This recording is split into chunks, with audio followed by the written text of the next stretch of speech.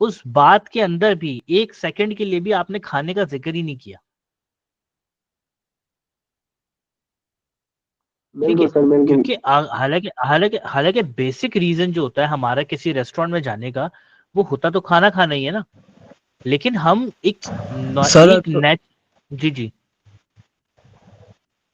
Sir अगर हम जाते हैं फॉर एग्जांपल रेस्टोरेंट में, अगर हमें वहाँ रिस्पेक्ट ही नहीं तो मिलती, तो हमने उस खाने का क्या करना है? मेन चीज तो रिस्पेक्ट एग्जैक्टली होती है ना। अगर रिस्पेक्ट एग्जैक्टली अच्छा एग्जैक्टली मिलेगा, एग्जैक्टली अच्छा रिस्पॉन्स मिलेगा, तो हम उधर से दोबारा जाएंगे, हमारा दिल करेगा, हम फिर अपने दोस्तों को भी लेके जाएंगे और मजीद इस तरह उनकी जो कंपेन करेंगे, इस तरह हो जाएगा ना। तो इसका मतलब अब एक सिंपल सा आंसर दे मुझे कि जब आप लोग एक रेस्टोरेंट ओपन करते हैं, फर्स्ट करें इंशाल्लाह आने वाले वक्तों में 5 महीने 6 महीने में आप अपना एक रेस्टोरेंट ओपन कर लेते हैं, तो आपको समझ आ रहा है कि आपका मेन फोकस क्या होना चाहिए? कस्टमर सर्विसेज, हॉस्पिटैलिटी, कि उसको आप वो किंग फील करवा दें, उसको वो प्रिंस फील करवा दें, उसको बता दें कि भाई मेरे लिए यहाँ के सेलिब्रिटी हैं आप आए, आप मतलब ऐसे आपकी बॉडी लैंग्वेज ऐसी होनी चाहिए। हर एक गेस्ट की बात कर रहा हूँ मैं स्पेसिफिक गेस्ट की बात नहीं कर रहा। हर एक गेस्ट को देख के मतलब आपको लगे कि जो गेस्ट गेट से अंदर एंटर हो रहा है ना, आपकी बॉडी लैंग्वेज, आपका रिएक्शन, आपके फेशियल एक्सप्रेशंस ऐसे होने चाहिए जैसे शाहरुख खान आ रही है। जैसे फर्स्ट टाइम से मुलाकात ही नहीं हुई सर, आई गेस। हाँ, ये शाहरुख खान आ रहा है। अब मतलब आपने उसको ऐसा प्रोटोकॉल दे दिया। अब आप सोचे उस बंदे को घर में दो दो वक्त कोई सही से खाना नहीं देता, और उसको आपने इतना प्रोटोकॉल दे दिया, इतना एक्सट्रीम प्रोटोकॉल दे दिया, वो कभी जिंदगी में किसी और रेस्टोरेंट जाना पसंद ही नहीं करेगा। वो बोलेगा कि भाई मैं हमेशा, मुझे जब भी खाना खाना है ना, मैं उस रेस्टोरेंट में जाऊंगा, वहां पे हाफिज अली हैं, वो मुझे इस तरीके से मिलते हैं कि मेरा दिन बना देते हैं। क्योंकि मैं पूरा दिन ऑफिस जाता हूँ, ऑफिस में मैं अपने बॉस की बातें सुनता हूँ, सड़ा हुआ मुंह दिखाता रहता है मुझे मेरा बॉस, छोटी छोटी बातों के ऊपर मुझे मतलब मेरी इज्जत कर देता है। फिर मैं जब ऑफिस जा रहा होता हूँ तो माशाल्लाह हमारे कराची के रोड ऐसे हैं कि वो ऑफिस जाते जाते ही बंदा थक जाता है, ऑफिस में काम तो बहुत दूर की बात है। और फिर वापसी आ रहा होता है तो फिर उसकी ऐसी तैसी हो जाती है। तो ऐसे हालात में वो वापस भी आ रहा है, उसके बाद जब वो किसी रेस्टोरेंट में एंजॉय करने जा रहा है, और वहां पे जो बंदा खड़ा हुआ है वो मुंह लटका के बैठा हुआ है, जैसे उसका बॉस मुंह बनाता है वैसे ही मुंह बना के वो उसको देख रहा है, तो वो क्या रिलैक्स होगा? बताएं। नहीं सर, वो वापस कभी जाएगा ही जी नहीं। फिजा बिल्कुल सही कह रही हैं आप। ये एक तरीके से जो आप बात कर रही हैं ना, ये होती है वर्ड ऑफ माउथ मार्केटिंग। ये मल्टीप्लाई होती है पर्सन टू पर्सन। अगर आपका एक्सपीरियंस अच्छा रहा किसी रेस्टोरेंट के अंदर, तो आप अपने फेसबुक के ऊपर पोस्ट करेंगे, मैं फलाना रेस्टोरेंट गई थी, वहाँ का खाना बहुत अच्छा है, वहाँ का स्टाफ बहुत अच्छा है, वहाँ का मेन्यू बहुत अच्छा है। देन आपने ऑब्वियसली उस खाने की पिक्चर ली होगी, आप वो भी पोस्ट कर देंगी। उससे क्या होता है कि आपकी जो आपकी फेसबुक या आपके इंस्टाग्राम के ऊपर आपके 40 50 100 200 लोग हैं, उन्होंने वो पोस्ट देखी, उनको अट्रैक्शन हुई आपकी उस पोस्ट से, और वो भी जाके उस रेस्टोरेंट में खाना खाने चले गए। अब अगर इसी तरीके से आप, ये तो पॉजिटिव हो गया ना, अगर इसको हम रिवर्स कर दें और हम बोले कि आप किसी रेस्टोरेंट गए और आपको वहां का खाना, वहां का एनवायरनमेंट, वहां के लोग अच्छे नहीं लगे, आप उसको अपने फेसबुक या अपने इंस्टाग्राम के ऊपर पोस्ट करेंगी, 50 लोग उसको पढ़ेंगे और बोलेंगे ये रेस्टोरेंट, मतलब आपने एक्सपीरियंस देखा कि रेस्टोरेंट अच्छा नहीं है, टाइम वेस्ट ऑफ मनी है। वो बंदा जिसने वो रेस्टोरेंट कभी गया ही नहीं था, उसने भी अपना एक पर्सपेक्टिव बना के बैठ गया, नहीं इस रेस्टोरेंट जाना ही नहीं है, क्योंकि फिजा गई थी और फिजा ने फलाने टाइम पे जाके उनको वो खाना पसंद नहीं आया। तो ये सारी चीजें बहुत इंपॉर्टेंट है। तो वही ये देखे ना, ये वही वाली बात आ गई कि अगर हम एक एक गेस्ट को इस तरीके से ग्रीट करें कि वो वीआईपी है, वो सेलिब्रिटी है, तो वो कभी भी मतलब आपके बारे में नेगेटिव बोल ही नहीं सकता। मैं आपको रिस्पेक्ट देता रहूं देता रहूं देता रहूं, आप क्या मुझे मतलब मुझसे बदतमीजी से बात करेंगे? कभी भी नहीं। मैं हमेशा आपसे इतनी मतलब मेरे अंदर बहुत एक्सट्रीम कर्टिसी हो, और मैं कभी भी आपसे बदतमीजी ना करूं, मैं आपसे हमेशा बड़े तरीके से बात करूं। मैं हमेशा जब भी बात करूं मेरे पेशेंस है बात करने में, हर चीज।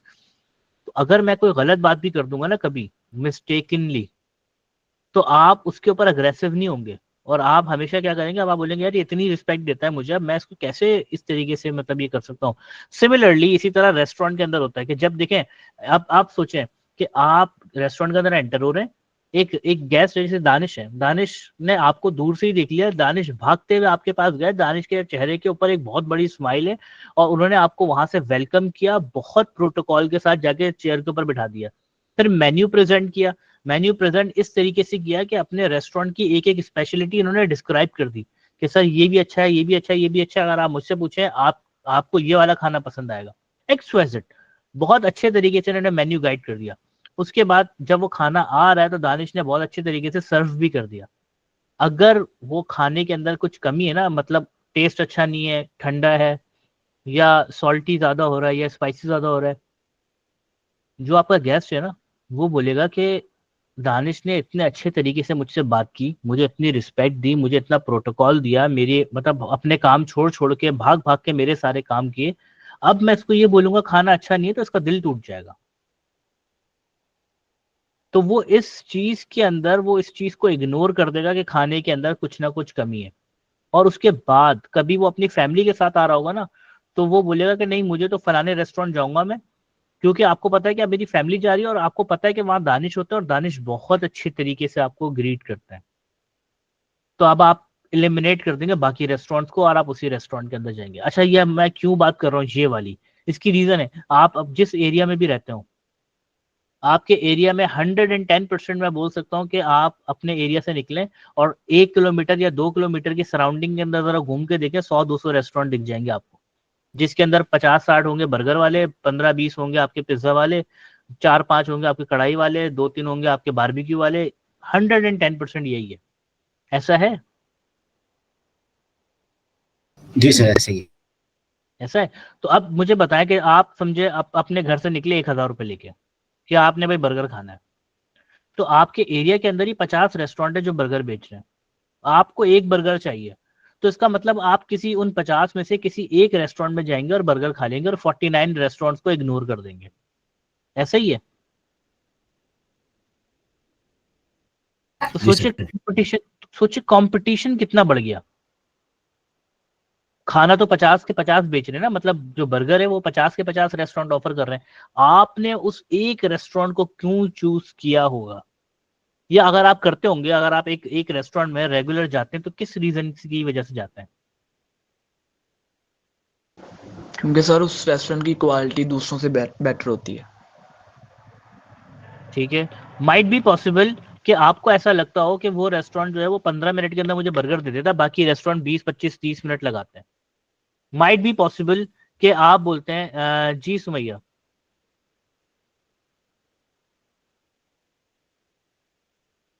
कुछ कहना है आपने?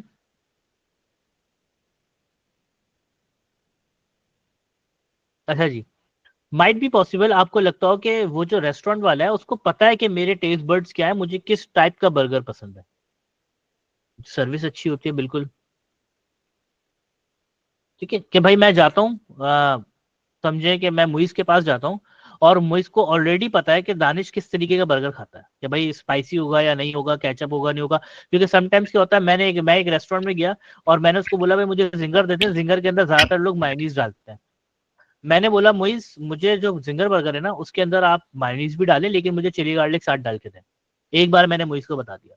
नेक्स्ट टाइम मैं गया, मुइज ने मुझे देखा, मुइज को समझ आ गया ये वही वाला बंदा है, तो उसने मुझसे डायरेक्ट पूछ लिया सर चिली गार्लिक डाल दूं? मैं बोलूंगा जी डाल दें।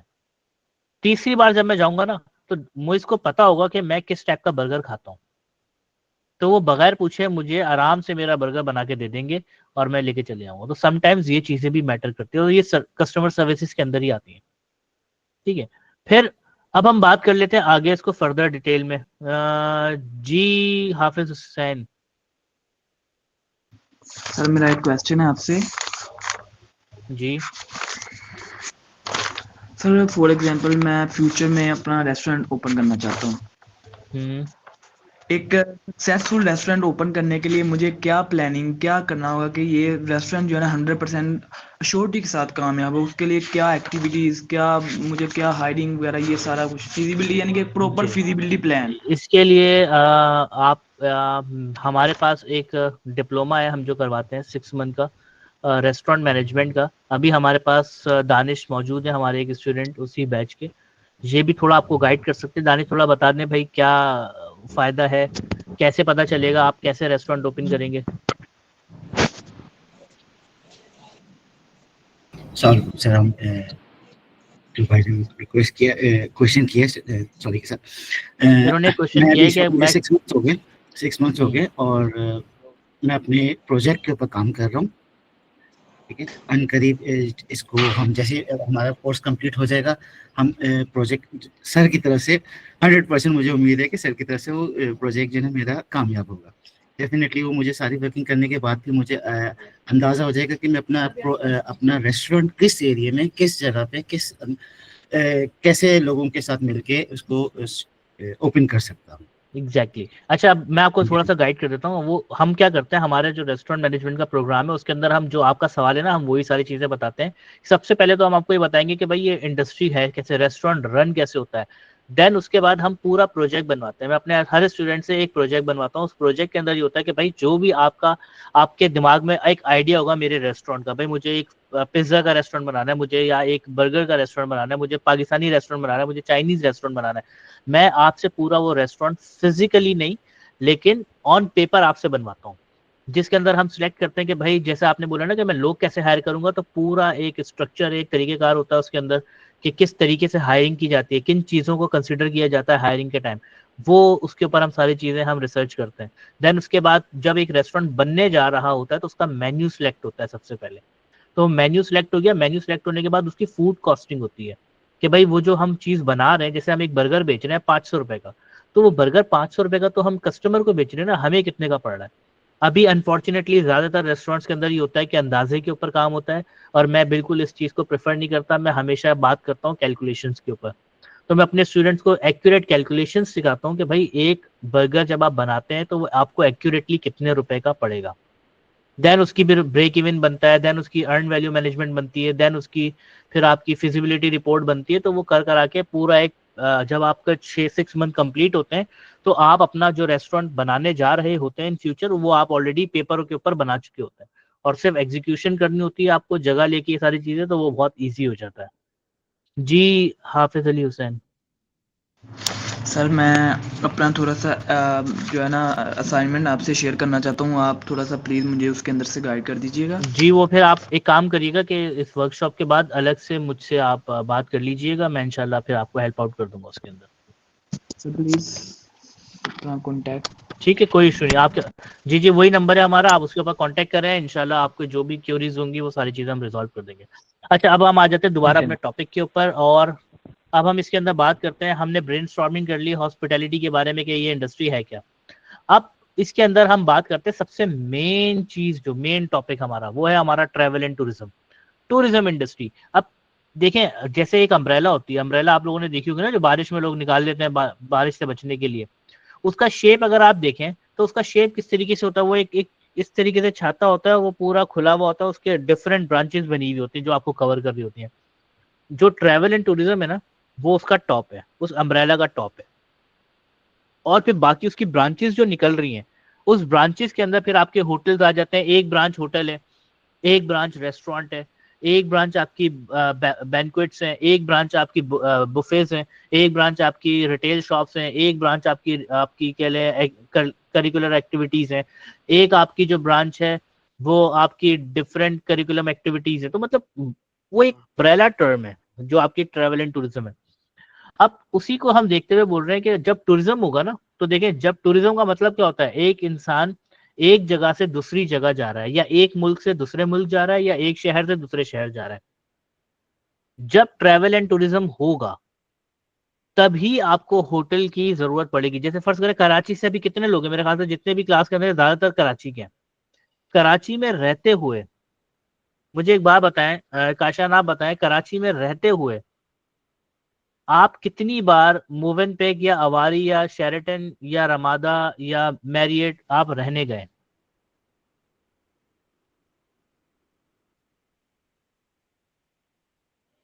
सर मैं तो एक दफा भी नहीं गया हूँ, लेकिन मेरा टूरिज्म इंडस्ट्री से जो है वो ताल्लुक है। हम्म तो इसका मतलब आप कराची में रहते हुए नहीं गए? नहीं, मैं गया हूँ लेकिन अकोमोडेशन के हिसाब से नहीं गया, लेकिन मैं नहीं नहीं सेमिनार मैं अटेंड किया हूँ, नहीं नहीं मीटिंग्स के नहीं लिए मैं गया हूँ। अकोमोड जी मैं आपकी बात समझ गया। मैं बात कर रहा हूँ अकोमोडेशन के हिसाब से ही। अकोमोडेशन के लिए नहीं गया मैं। ऑब्वियसली, क्योंकि देखें आपको नीड ही नहीं है। आप कराची में रहते हैं, आपका कराची में अपना घर है, तो आपको क्यों जरूरत होगी होटल में रहने की। हाँ, अगर मैं बोलूं कि आप यहाँ से जाते हैं दुबई 3 दिन के लिए, तो अब आपको डेफिनेटली 110% आपकी नीड होगी कि आप किसी ना किसी टाइप के अकोमोडेशन में जाएं, भले वो होटल हो, भले वो एयरबीएनबी हो, भले वो आपके लिए शेयर्ड अकोमोडेशन हो, भले वो टाइम शेयर हो, कुछ भी हो। तो तब आपको रिक्वायर्ड होगी कि आपके पास कोई ना कोई रूम होना चाहिए जिसको आप अक्वायर करें। ऐसा ही है, भले आप हैदराबाद चले जाएं, भले आप मतलब आप अपने घर, आप अपने होम टाउन से निकलेंगे तो आपको अकोमोडेशन की जरूरत पड़ेगी। तो बेसिकली जब travel and tourism industry grow करती है ना, तो फिर आपको क्या होता है कि साथ साथ आपकी होटल इंडस्ट्री भी ग्रो करती है, साथ साथ आपकी फूड इंडस्ट्री भी ग्रो करती है। अच्छा, वो क्यों करती है?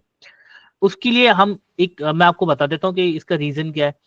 सबसे पहले तो हम बात कर लेते हैं, एक मैस्लो थ्योरी है, ठीक है, मैस्लो थ्योरी ऑफ नीड। ये एक जापानीज साइंटिस्ट है, उन्होंने एक थ्योरी प्रेजेंट की थी कि इंसान अपनी जिंदगी में 5 स्टेजेस से गुजरता है, ठीक है। अब इसका 5 स्टेजेस से गुजरने का मतलब ये है कि भाई जरूरी नहीं है कि हर बंदा 5 स्टेजेस से ही गुजरेगा। कुछ लोग होते हैं जो पहली स्टेज में ही पैदा होते हैं और पहली स्टेज में ही उनका इंतकाल हो जाता है। कुछ लोग पहली स्टेज में पैदा होते हैं, दूसरी स्टेज तक पहुंच जाते हैं। कुछ लोग हो सकता है डायरेक्ट चौथी स्टेज में पैदा होते हो। तो ये डिफरेंट लोगों के लिए डिफरेंट स्टेजेस होती है, लेकिन बेसिक 5 स्टेजेस है। अच्छा, वो स्टेजेस है क्या? सबसे पहली स्टेज है हमारी बेसिक नीड। इंसान के पास जो सबसे बेसिक नीड है ना, जो पहली स्टेज होती है, वो होती है बेसिक नीड। अब वो बेसिक नीड क्या है? रोटी कपड़ा मकान, भुट्टो साहब का नारा, ठीक है। कि एक इंसान को सर्वाइवल के लिए क्या चीजें चाहिए? रोटी, कपड़ा और मकान। ये 3 चीजें होंगी तो उसका सर्वाइवल हो सकता है, अदरवाइज उसका सर्वाइवल नहीं होगा। अगर उसके पास ये 3 चीजें नहीं है तो उसकी पूरी जिंदगी गुजर जाएगी इस पहली स्टेज को ही फुलफिल करने में।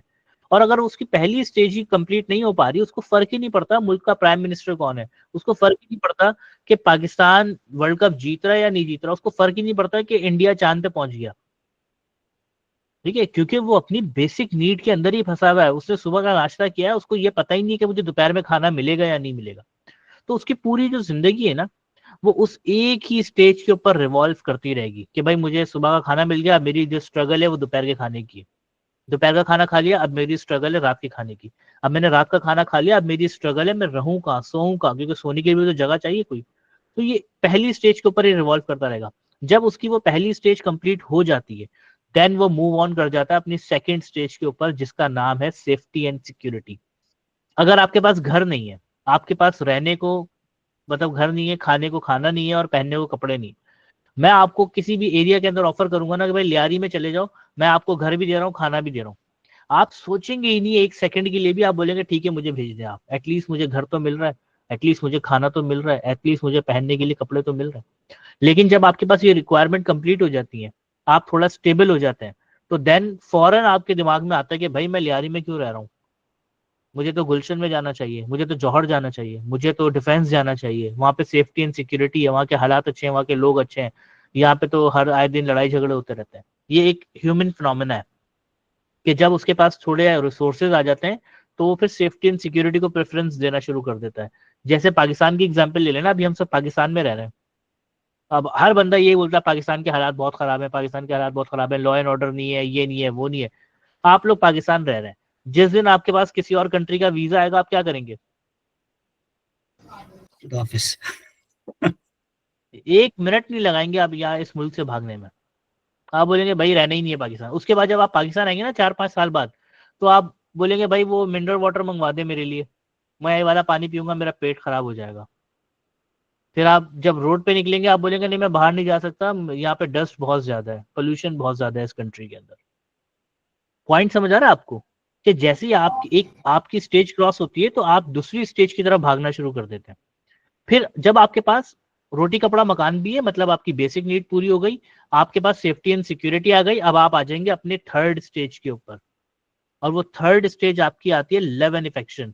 जब आपको पता चलता है कि भाई आपके पास खाना पीना भी है, आपको कोई टेंशन नहीं है, आपके पास सेफ्टी एंड सिक्योरिटी भी है, घर भी अच्छी जगह के ऊपर है। अब आप चाहते हैं कि आपके दोस्त हों जिनके साथ आप चाय के होटल पे बैठे, आपके माँ बाप हों जो आपकी फिक्र करें, आपके बहन भाई हों जिनसे आप मस्ती मजाक करें, आपके मियाँ बीवी बच्चे हों या हस्बैंड एंड बच्चे हों, तो जो जिनके साथ आप अपनी एक लाइफ स्पेंड कर सकें, ठीक है। आप फिर चाहते हैं कि मैं फेसबुक के ऊपर कुछ पोस्ट करूं तो 50 लाइक्स आ जाए मेरे पास। तो बेसिकली ये लव एंड अफेक्शन है, इसके बगैर सर्वाइवल है ही नहीं। अगर कोई बंदा बोलता है ना कि मैं अकेले सर्वाइव कर सकता हूँ, मुझे जरूरत ही नहीं है किसी की, तो वो 5 दिन भी नहीं गुजार सकता। अमेरिका के अंदर एक व्हाइट प्रिजन है, उसके बारे में कभी सर्च करिएगा आप लोग। वो व्हाइट प्रिजन क्या है, उसके अंदर जो एक्सट्रीम लेवल के जो टॉर्चर होते हैं ना, वहां वो किए जाते हैं। जो बंदा कोई चीज कबूल नहीं कर रहा होता ना, कोई उसने काम किया हुआ होता है, मर्डर किया हुआ होता है, तो वो उसको उस व्हाइट प्रिजन में भेजते हैं। दानिश में आ रहा हूँ आपके पास। और उस व्हाइट प्रिजन के अंदर होता है क्या है, उनकी उनकी जो जिस रूम में उनको ठहराते हैं वो व्हाइट कलर का होता है। बेडशीट भी व्हाइट कलर की है, बेड भी व्हाइट कलर का है, कमोड भी व्हाइट कलर का है, सिंक भी व्हाइट कलर का है, दरवाजे भी व्हाइट कलर के हैं, पंखा भी व्हाइट कलर का है, लाइट्स भी व्हाइट है, जो उसको यूनिफॉर्म दिया गया है वो भी व्हाइट है, जो उसको फूड प्रोवाइड किया जाता है वो भी व्हाइट होता है। ठीक है, जो बंदा फूड देने आता है ना, वो व्हाइट ग्लव्स पहना हुआ होगा, व्हाइट प्लेट के ऊपर वो खाना सर्व करेगा, और वो जितनी आवाजें लगाता रहे, जितनी बातें करता रहे, वो बंदा उसको रिस्पॉन्स ही नहीं करेगा। 4-5 दिन बाद ही ना वो बंदा बोलता है मुझसे जो पूछना है, जो बता बोलना है वो करो, जो चीज मुझसे उगलवानी है उगलवाओ, लेकिन मुझसे सिर्फ बात कर लो। इतना इंपॉर्टेंट है सोशल लाइफ एक इंसान के लिए। ठीक है, जब आपकी ये नीड भी पूरी हो जाती है, तब आप जाते हैं अपनी चौथी स्टेज के ऊपर। अच्छा, अब आप देखिए, दोबारा रिकॉल करें जरा, आपके पास रोटी कपड़ा मकान भी है, आपके पास सेफ्टी एंड सिक्योरिटी भी है, आपके पास लव एंड अफेक्शन भी है, मतलब आपके फ्रेंड सर्कल भी है। तो उसके बाद आप हो जाते हैं पावरफुल।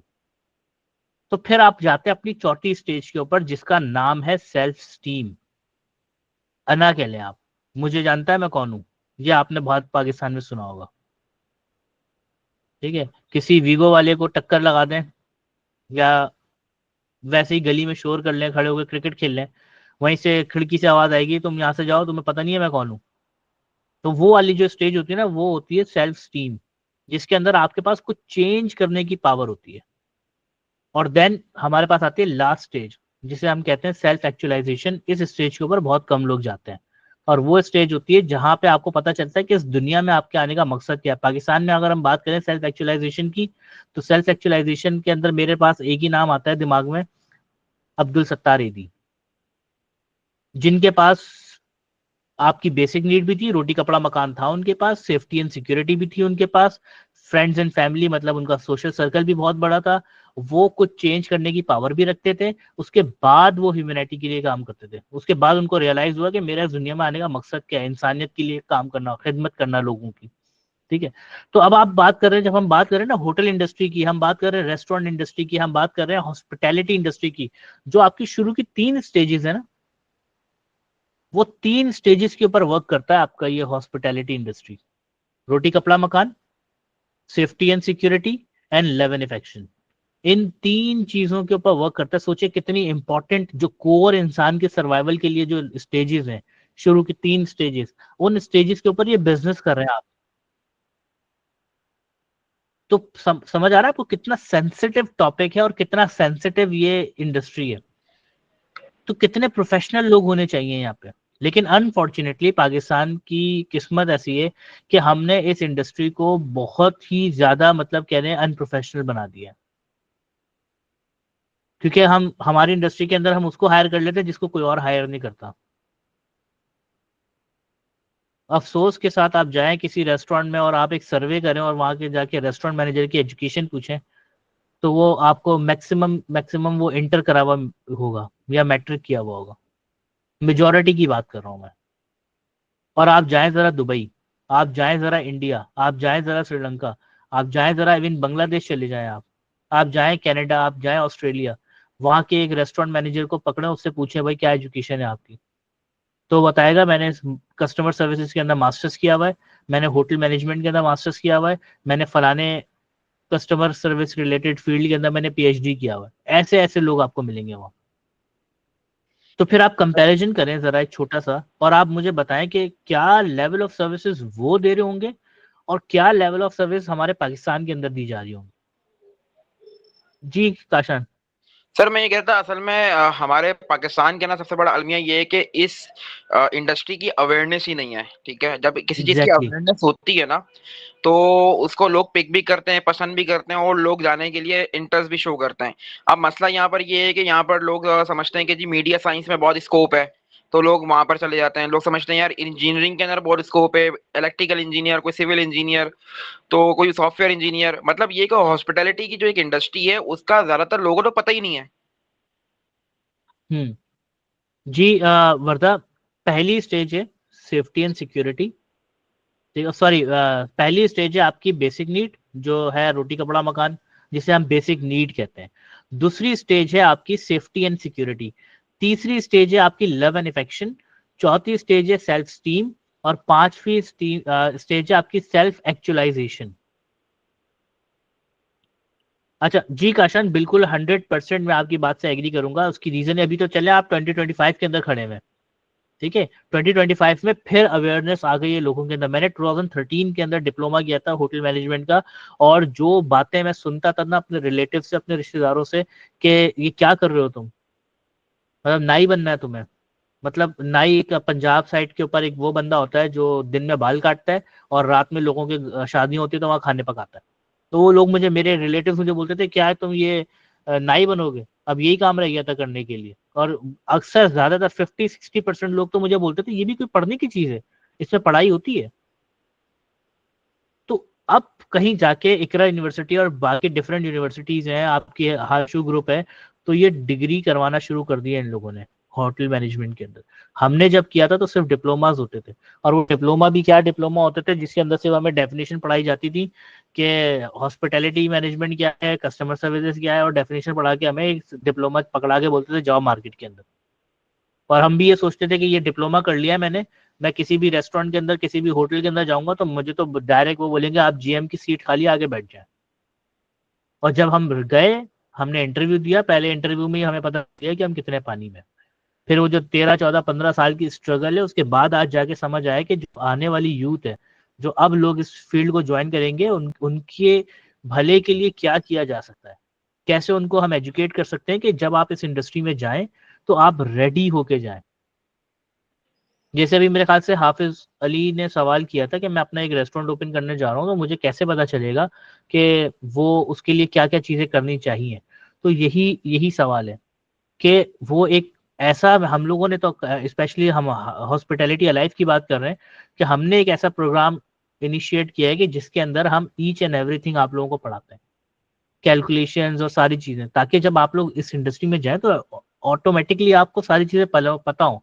देन जब उसको प्रैक्टिकली आप जब करेंगे तो और अपने आप को पॉलिश कर लेंगे। लेकिन उसके लिए मेहनत होती है, उसके लिए मतलब आपको एफर्ट्स करनी पड़ती है। तो जिस तरीके से बाकी आपकी फील्ड है, आपकी इंजीनियरिंग, आपकी आईटी सेक्टर है, आपकी मेडिकल फील्ड है, इसी तरीके से आपकी हॉस्पिटैलिटी फील्ड है। और क्या मेडिकल फील्ड होगी, क्या आप मैं बोलूं कि इंजीनियरिंग फील्ड होगी जो आपकी हॉस्पिटैलिटी फील्ड है। आप दुनिया का गरीब से गरीब मुल्क उठा के देख लें, रिसर्च करें जरा इस चीज के ऊपर। आप वो कंट्री उठा के देख लें जहां पे हेल्थ केयर सिस्टम नहीं है, जहां पे एक हॉस्पिटल भी नहीं है, मैं आपको गारंटी दे रहा हूं वहां पे भी आपको 1000-2000 रेस्टोरेंट दिख जाएंगे, गारंटी। मतलब एक कंट्री के अंदर हॉस्पिटल ही नहीं है लेकिन वहां आपको रेस्टोरेंट मिल जाएंगे 1000-2000। तो इसका मतलब आपको समझ आना चाहिए कि कितना स्कोप है इस चीज का। एक केएफसी रेस्टोरेंट यूएसए के अंदर 1960s के एंड में, और आज पूरी दुनिया में एक सबवे रेस्टोरेंट बनता है, आज पूरी दुनिया में मैकडोनल्ड बनता है, आज पूरी दुनिया में पिज्जा हट बनता है, आज पूरी दुनिया में स्टारबक्स बनता है, पूरी दुनिया में। इसी तरीके से मल्टीपल होटल्स की बात कर लें आप, रमादा की 12-15 हजार ब्रांचेस हैं पूरी दुनिया के अंदर, मैरियट की पता नहीं हजारों ब्रांचेस हैं। तो इसका मतलब स्कोप है, तभी तो ये सारी चीजें हो रही हैं।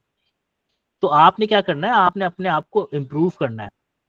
जब आप अपने आप को इम्प्रूव करेंगे तो आपकी वैल्यू होगी। अगर आप वो मीडियोकर हैं और मीडियोकर रहते हुए आप सोच रहे हैं कि मैं अचीवमेंट जो है मेरी वो एक एक्सट्रीम लेवल के ऊपर चली जाए, इम्पॉसिबल। अगर आप मीडियोकर हैं तो आपकी अचीवमेंट मीडियोकरी के अंदर ही होंगी। तो वही आप 50-60 हजार या 80 हजार 90 हजार ही आपकी सैलरी होगी, और आप उसी उसी चीज के अंदर आपको सेटल डाउन होना पड़ेगा। लेकिन अगर आप एक्स्ट्रा टैलेंटेड हैं तो आपके पास फिर कोई लिमिट ही नहीं है। तो अपने उस जो टैलेंट है ना, उस चीज को आप क्या करें, मजीद पॉलिश करें, जितना पॉलिश कर सकते करें। ये इस तरीके के सेमिनार्स होते हैं, इस तरीके की वर्कशॉप्स होती हैं, या अगर आपको कहीं से कोई डिप्लोमा करने का मौका मिल जाए, कहीं से कोई सर्टिफिकेट करने का मौका मिल जाए, करें।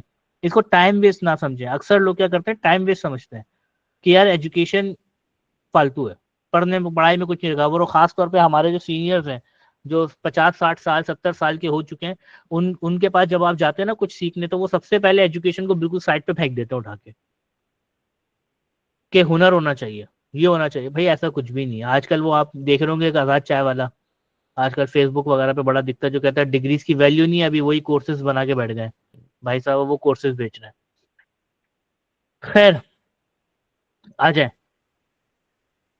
Sir recently tourism. मैंने गवर्नमेंट ऑफ पाकिस्तान ने एक अच्छा इनिशिएटिव लिया था, उसमें 54,000 स्कॉलरशिप्स निकाली थी, और जिसमें एक हॉस्पिटैलिटी एंड टूरिज्म भी था। तो रिसेंटली मैं कराची से ही बिलोंग करता हूँ, और मैंने अप्लाई किया था, मेरा नाम अल्लाह का शुक्र आ गया, एनटीएस का टेस्ट भी हुआ और वो भी पास आउट हो गया हूँ, तो ग्रीनविच यूनिवर्सिटी के अंदर उसमें एडमिशन हुआ है। तो मैं ग्रेट, वहाँ पे जब जबरदस्त। था तो मैंने देखा तकरीबन उस क्लास में 80+% स्टूडेंट्स थे जिन्होंने हॉस्पिटल एंड टूरिज्म के अंदर जो है वो अप्लाई किया था। तो मतलब ये कि एक बहुत बूस्ट होने वाली एक इंडस्ट्री है। अगर इसमें बिल्कुल हम सब अपना अपना पार्ट इनपुट करेंगे तो बहुत ज्यादा आगे जा सकते हैं। जैसे कि एग्जैक्टली। सॉफ्टवेयर इंजीनियरिंग जो है वो बहुत आगे है, आज की ट्रेंड है। जैसे चैट जीटीपी है, जितना फास्ट आजकल दौर हो चुका है, उन सबको मद्देनजर रखते हुए अगर टूरिज्म के ऊपर फोकस करें ना, हमारे पाकिस्तान के अंदर इतनी सारी लोकेशन है वो सही से किसी ने एक्सप्लोर नहीं की हुई है। मैं तकरीबन 2018 से जो है वो इस टूरिज्म इंडस्ट्री में इन हूँ, और पूरे पाकिस्तान में ट्रैवल करता हूँ, एज अ ट्रैवलर भी हूँ। मेरी टूरिज्म कंपनी भी है सस्ता ट्रिप के नाम से। तो मैं सर्च करता रहता हूँ, तो लोग बड़ा इंटरेस्ट रखते हैं लेकिन उनको अवेयरनेस नहीं है। मेरे को ये आइडिया हुआ, तो फिर ये कि जहाँ जहाँ मुझे लगता है टूरिज्म की बात हो रही है, मैं वहाँ खुद से खड़ा हो जाता हूँ। इसीलिए मैं आज यहाँ पे भी ग्रेट, जबरदस्त, एक्सीलेंट। देखिए ये यही यही हंगर चाहिए इस इंडस्ट्री में ग्रो करने के लिए। यही हंगर होगा तो आप आगे बढ़ सकते हैं, और ये बड़ा मतलब बहुत पॉजिटिव इनिशिएटिव है। मैं तो बोलूँगा आप इसी तरीके से और लोगों को भी गाइड करें, लोगों को बताएं, एजुकेट करें कि भाई ये इंडस्ट्री है, अगर आपने इसके अंदर जाना, आपके भी जूनियर्स होंगे, आप अपने जूनियर्स को भी एजुकेट करें कि अगर आपने इसमें कुछ बनना है, कुछ आगे जाना है, तो कोई ना कोई छोटे छोटे कोर्सेज करते रहें, वक्त को जाया ना करें, तो तभी कहीं जाके हम एज अ नेशन, मैं पूरे ओवरऑल पाकिस्तान की बात कर रहा हूँ, हम इस इंडस्ट्री में ग्रो कर पाएंगे। वरना होता क्या है, जब यूट्यूब बना, यूट्यूब ग्रो कर रहा था तो हमारे पास बैंड था, हम यूट्यूब ऑन ही नहीं कर सकते थे। तो उसके बाद जब यूट्यूब दोबारा पाकिस्तान में रिज्यूम हुआ, जब तक हम बहुत पीछे रह चुके थे। इसी तरीके से आप देख लेना, अमेजोन अभी तक ऑफिशियली पाकिस्तान में नहीं आ चुका, पूरी दुनिया में अमेजोन चल रहा है, लोग लाखों करोड़ों रुपए कमा रहे हैं अमेजोन से, हम ऑफिशियली उसके पार्टनर ही नहीं है। तो हम हर चीज में पीछे हैं, इसी तरीके से हम हॉस्पिटैलिटी एंड टूरिज्म के अंदर भी पीछे हैं। आप अप्लाई तो करें था दुबई कनाडा वगैरह में, सबसे लीस्ट प्रेफरेंस के ऊपर होता है पाकिस्तान। उनकी सबसे पहली कोशिश ये होती है, दुबई में अगर आप अप्लाई करेंगे, सबसे पहली कोशिश उस कंपनी की होती है कि कोई इंडियन बंदा आ जाए। अगर इंडियन नहीं आ रहा तो सेकंड चॉइस उनकी होती है फिलीपीन।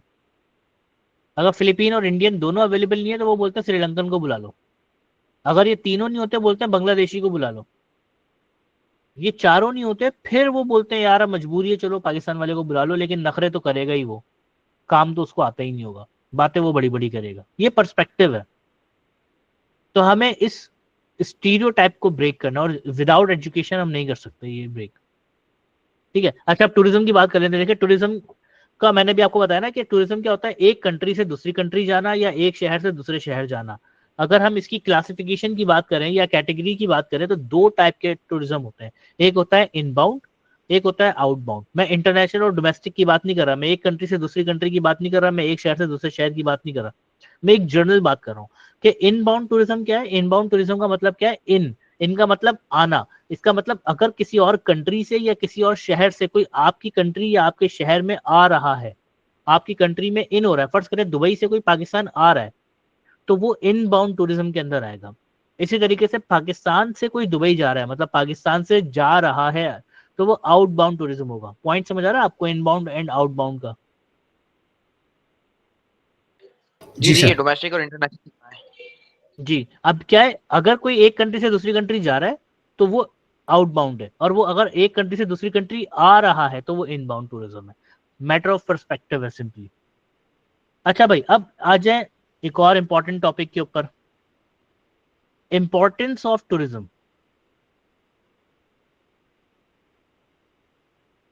इंपॉर्टेंस ऑफ टूरिज्म, तीन बेसिक इंपॉर्टेंस है। अगर आपकी कंट्री के अंदर टूरिज्म होगा तो उसके तीन बहुत इंपॉर्टेंट फायदे हैं।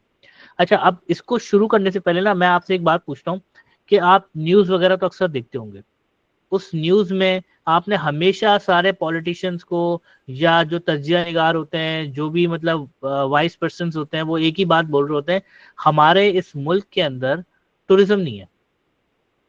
हर न्यूज चैनल के ऊपर, हर कॉन्फ्रेंस के ऊपर इस मुल्क में पैसा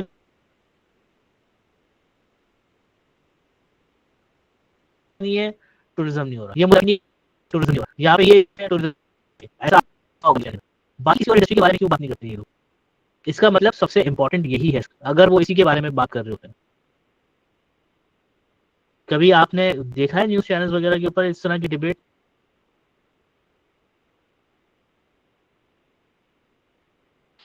जी बिल्कुल देखिए सर। तो इसका मतलब ये जो सेक्टर है टूरिज्म, ये बहुत इंपॉर्टेंट सेक्टर है किसी भी कंट्री की ग्रोथ के लिए। उसकी सबसे बड़ी एग्जांपल दुबई।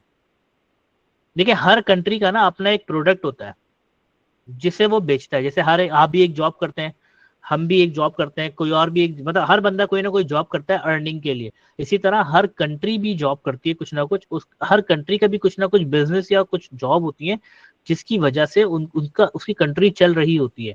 जैसे पाकिस्तान एग्रीकल्चर था, इंडिया एग्रीकल्चर था, अब पाकिस्तान तो बिल्कुल ही समझे कर्जों पे चलना शुरू हो गया। अदरवाइज पहले वो पैसे कैसे कमाते थे? एग्रीकल्चर। इंडिया कैसे पैसे कमाता है? एग्रीकल्चर। और अब आईटी के अंदर इंडिया बहुत ज्यादा आगे। तो इसी तरीके से दुबई की हम बात करें तो दुबई का क्या था मेन प्रोडक्ट?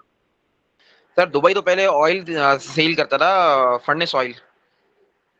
अगर हम दुबई बात करें, दुबई के पास ऑयल भी कोई इतना खास, इतना ज्यादा नहीं है। मेन जो ऑयल बेचता है वो सऊदीया बेचता है। अब जो है वो टूरिज्म है। तो दुबई ने एक चीज देखी कि दुबई 90s के अंदर हम बात करें, रेगिस्तान था, सही है, ऑयल भी इतना कोई खास नहीं था, गरीब मुल्क था दुबई। तो वहां के उस टाइम के लोगों ने देखा कि भाई हमारे पास तेल भी इतनी कम क्वांटिटी के अंदर है कि हम अपना कंट्री चला ही नहीं सकते इसके ऊपर, और रेगिस्तान है, मतलब हमारे पास तो यहाँ फसलें भी नहीं उगती कि हम एग्रीकल्चर कर लें, हमारे पास तो कुछ भी नहीं है ना। तो उन्होंने क्या किया, उन्होंने आर्टिफिशियल सिटी बना दी कि हम यहाँ टूरिज्म करेंगे। और उनका एक विजन था, और आज देखें दुबई क्या बन चुका है। और दुबई में अब हर बिजनेस दुबई में या हो रहा है, हर चीज दुबई में हो रही है, सेमिनार हो रहे हैं दुबई में हो रहे हैं, एक्सपो हो रही है दुबई में हो रही है। ठीक है, तो बेसिकली उन्होंने अपना प्रोडक्ट ही चेंज कर दिया, और उन्होंने वो प्रोडक्ट चूज किया जो मतलब सबसे बेस्ट था। अब आप सोचिए, एक रेगिस्तान आज दुबई बना हुआ है। और पाकिस्तान की अगर बात करें और पाकिस्तान के ज्योग्राफिकल एस्पेक्ट्स की बात करें, तो यहाँ पे K2 की पहाड़ी भी है, तो यहाँ पे समंदर भी है, यहाँ पे दरिया भी है, यहाँ पे नदियां भी हैं, यहाँ पे झील भी है, यहाँ पे मतलब बर्फबारी भी होती है, तो यहाँ पे रेगिस्तान भी है।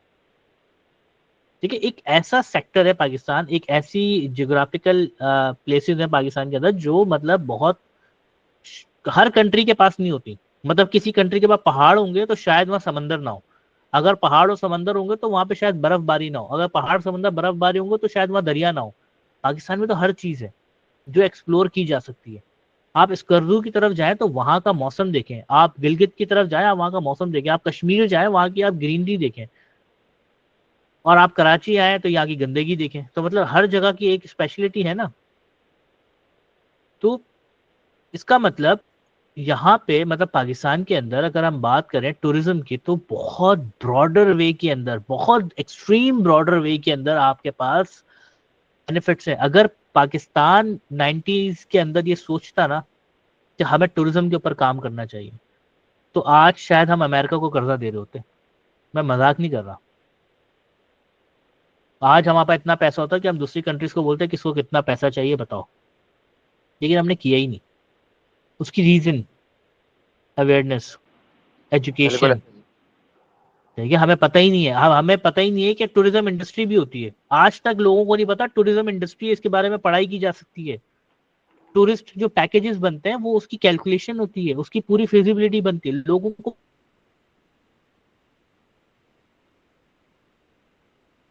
पता ही नहीं है। लोग समझते हैं बस बाहर से किसी को और तो साथ लेके जाके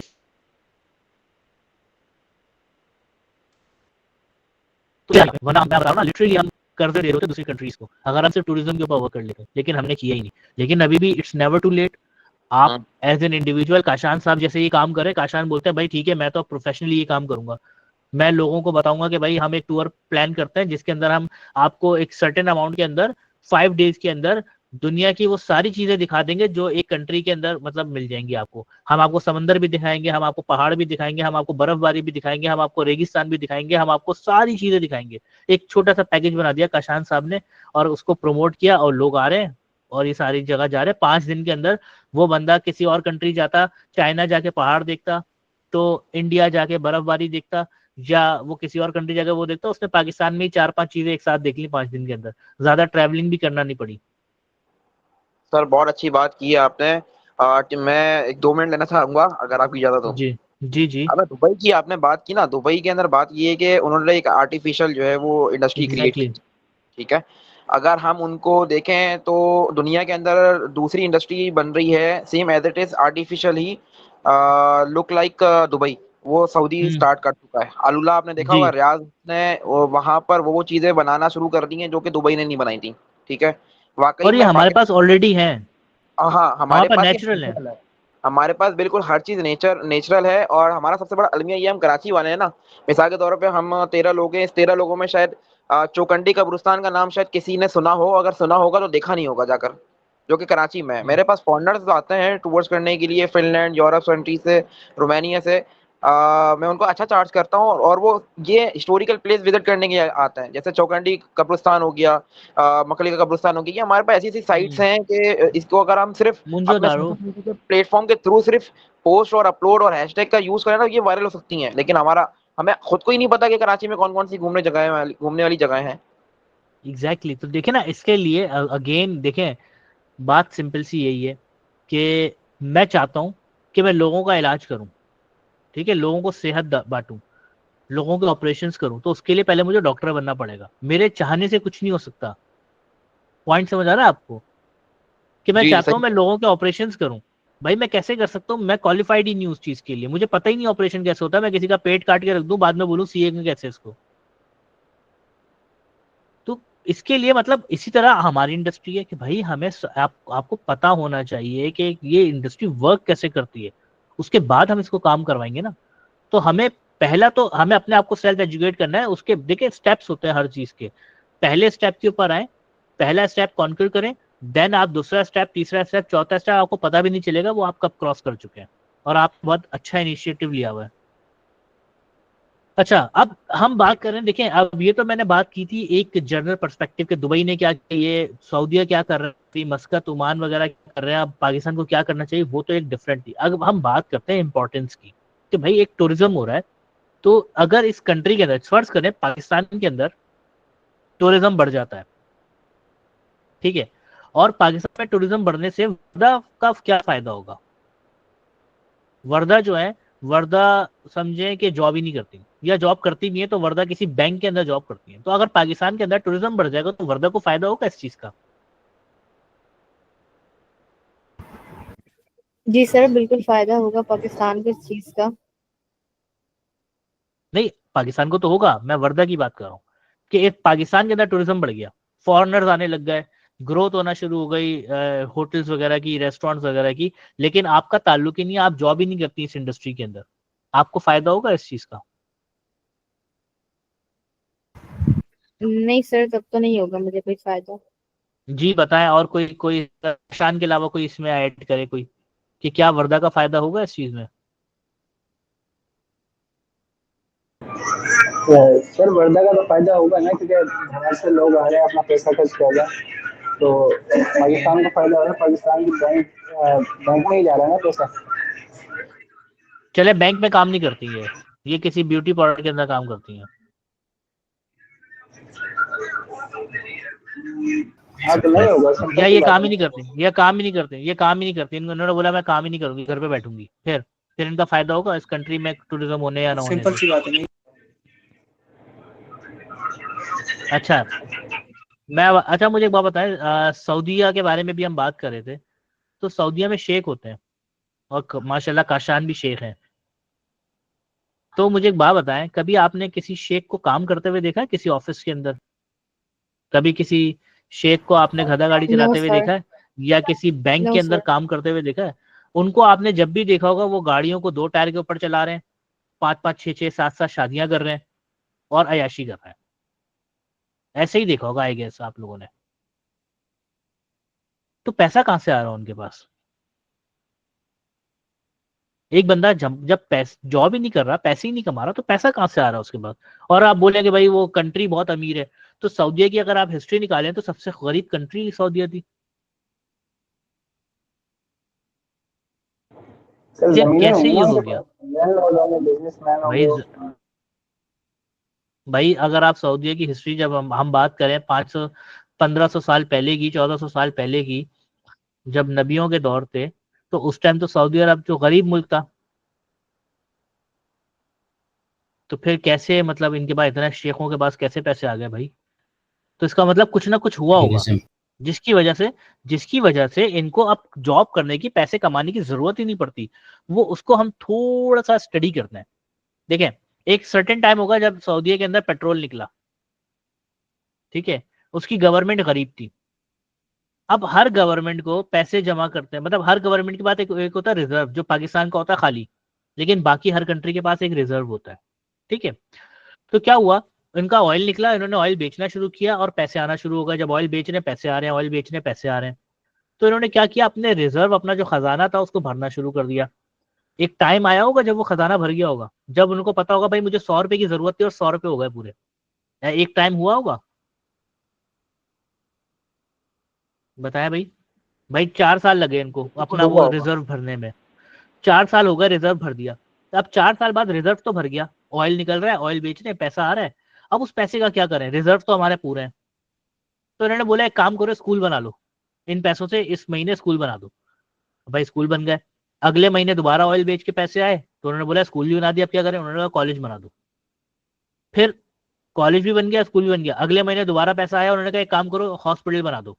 फिर अगले महीने एक काम करो यूनिवर्सिटी बना दो। अच्छा भाई यूनिवर्सिटी भी बन गई, अब क्या करें? अच्छा एक काम करो अगले महीने रोड बना दो, क्योंकि पैसा उनके पास जो एक एक लेवल जो होना चाहिए था वो तो मेंटेन हो गया है। तो उन्होंने बोला एक काम करो रोड बना दो, बिल्डिंग्स बना दो। अच्छा भाई सब कुछ हो गया, अब क्या करें? अब तो सब बन गया, रोड भी बन गया, स्कूल भी बन गया, कॉलेज भी बन गया, यूनिवर्सिटी भी बन गई, हॉस्पिटल भी बन गया, सब हो गया, अब क्या करें हम? उन्होंने कहा एक काम करो एजुकेशन फ्री कर दो, अब फीस मत लो। उन्होंने कहा ठीक है। फिर अगले महीने, भाई जब अब तो हमारी फीस के पैसे भी कवर हो जाते हैं, अब क्या करें? एजुकेशन फ्री कर दो पूरी, यूनिवर्सिटी की भी एजुकेशन फ्री कर दो। भाई कर दी, अब क्या करें? इलाज भी फ्री कर दो, हॉस्पिटल में कोई पैसे नहीं लेगा, हॉस्पिटल भी फ्री हो गए। फिर और क्या करें? भाई एक काम करो, अभी भी पैसे बच रहे हैं, अब क्या करो? सबकी बिजली फ्री कर दो, सबकी गैस फ्री कर दो। भाई सब कर दिया, उसके बावजूद भी पैसा बच रहा है, ऑयल तो निकले आ रहा है और बिके जा रहा है, अब क्या करें? एक काम करो कि अब सबको पैसे देना शुरू कर दो, वजीफे, जो बेसिकली वजीफा सिस्टम होता है, जो खलीफा सिस्टम के अंदर था एक। उन्होंने बोला सबको पैसे लगा दो, हर महीने 5,000 रुपए दे दो। अब मुझे एक बात बताएं, काशान है, काशान को 5,000 रुपए मिल गए, गवर्नमेंट ने 5,000 रुपए दे दिए। अब काशान को घर भी गवर्नमेंट ने दिया हुआ है, काशान के बिजली का बिल भी गवर्नमेंट पे कर रही है, काशान के गैस का बिल भी गवर्नमेंट पे कर रही है, काशान के पानी का बिल भी गवर्नमेंट पे कर रही है, काशान के बच्चों की स्कूल की जो एजुकेशन है वो भी फ्री है, कॉलेज की एजुकेशन भी फ्री है, यूनिवर्सिटी एजुकेशन भी फ्री है। फिर उसके बाद अगर खुदा ना ख्वास्ता है इनके बच्चे या ये खुद बीमार होते हैं तो इनका इलाज भी फ्री है। तो अब मुझे बताएं, वो जो 5,000 रोज हर महीने गवर्नमेंट इनको दे रही है, काशान उसका क्या करें? बताएं, क्या इसके बाद सर आप जॉब करेंगे? वही बात आपने की थी ना नो। पहले, कि अय्याशी करेंगे फिरेंगे पैसा उड़ाएंगे। हाँ, जॉब तो नहीं करेंगे कम से कम। आप बोले तो कौन जॉब करेगा भाई? ठीक है, ऐसा ही है ना। तो अब इसका मतलब कि आप, जब आप जॉब नहीं कर रहे और आपके पास पैसा ही पैसा आ रहा है, तो आप क्या करेंगे? आप बिजनेस करेंगे।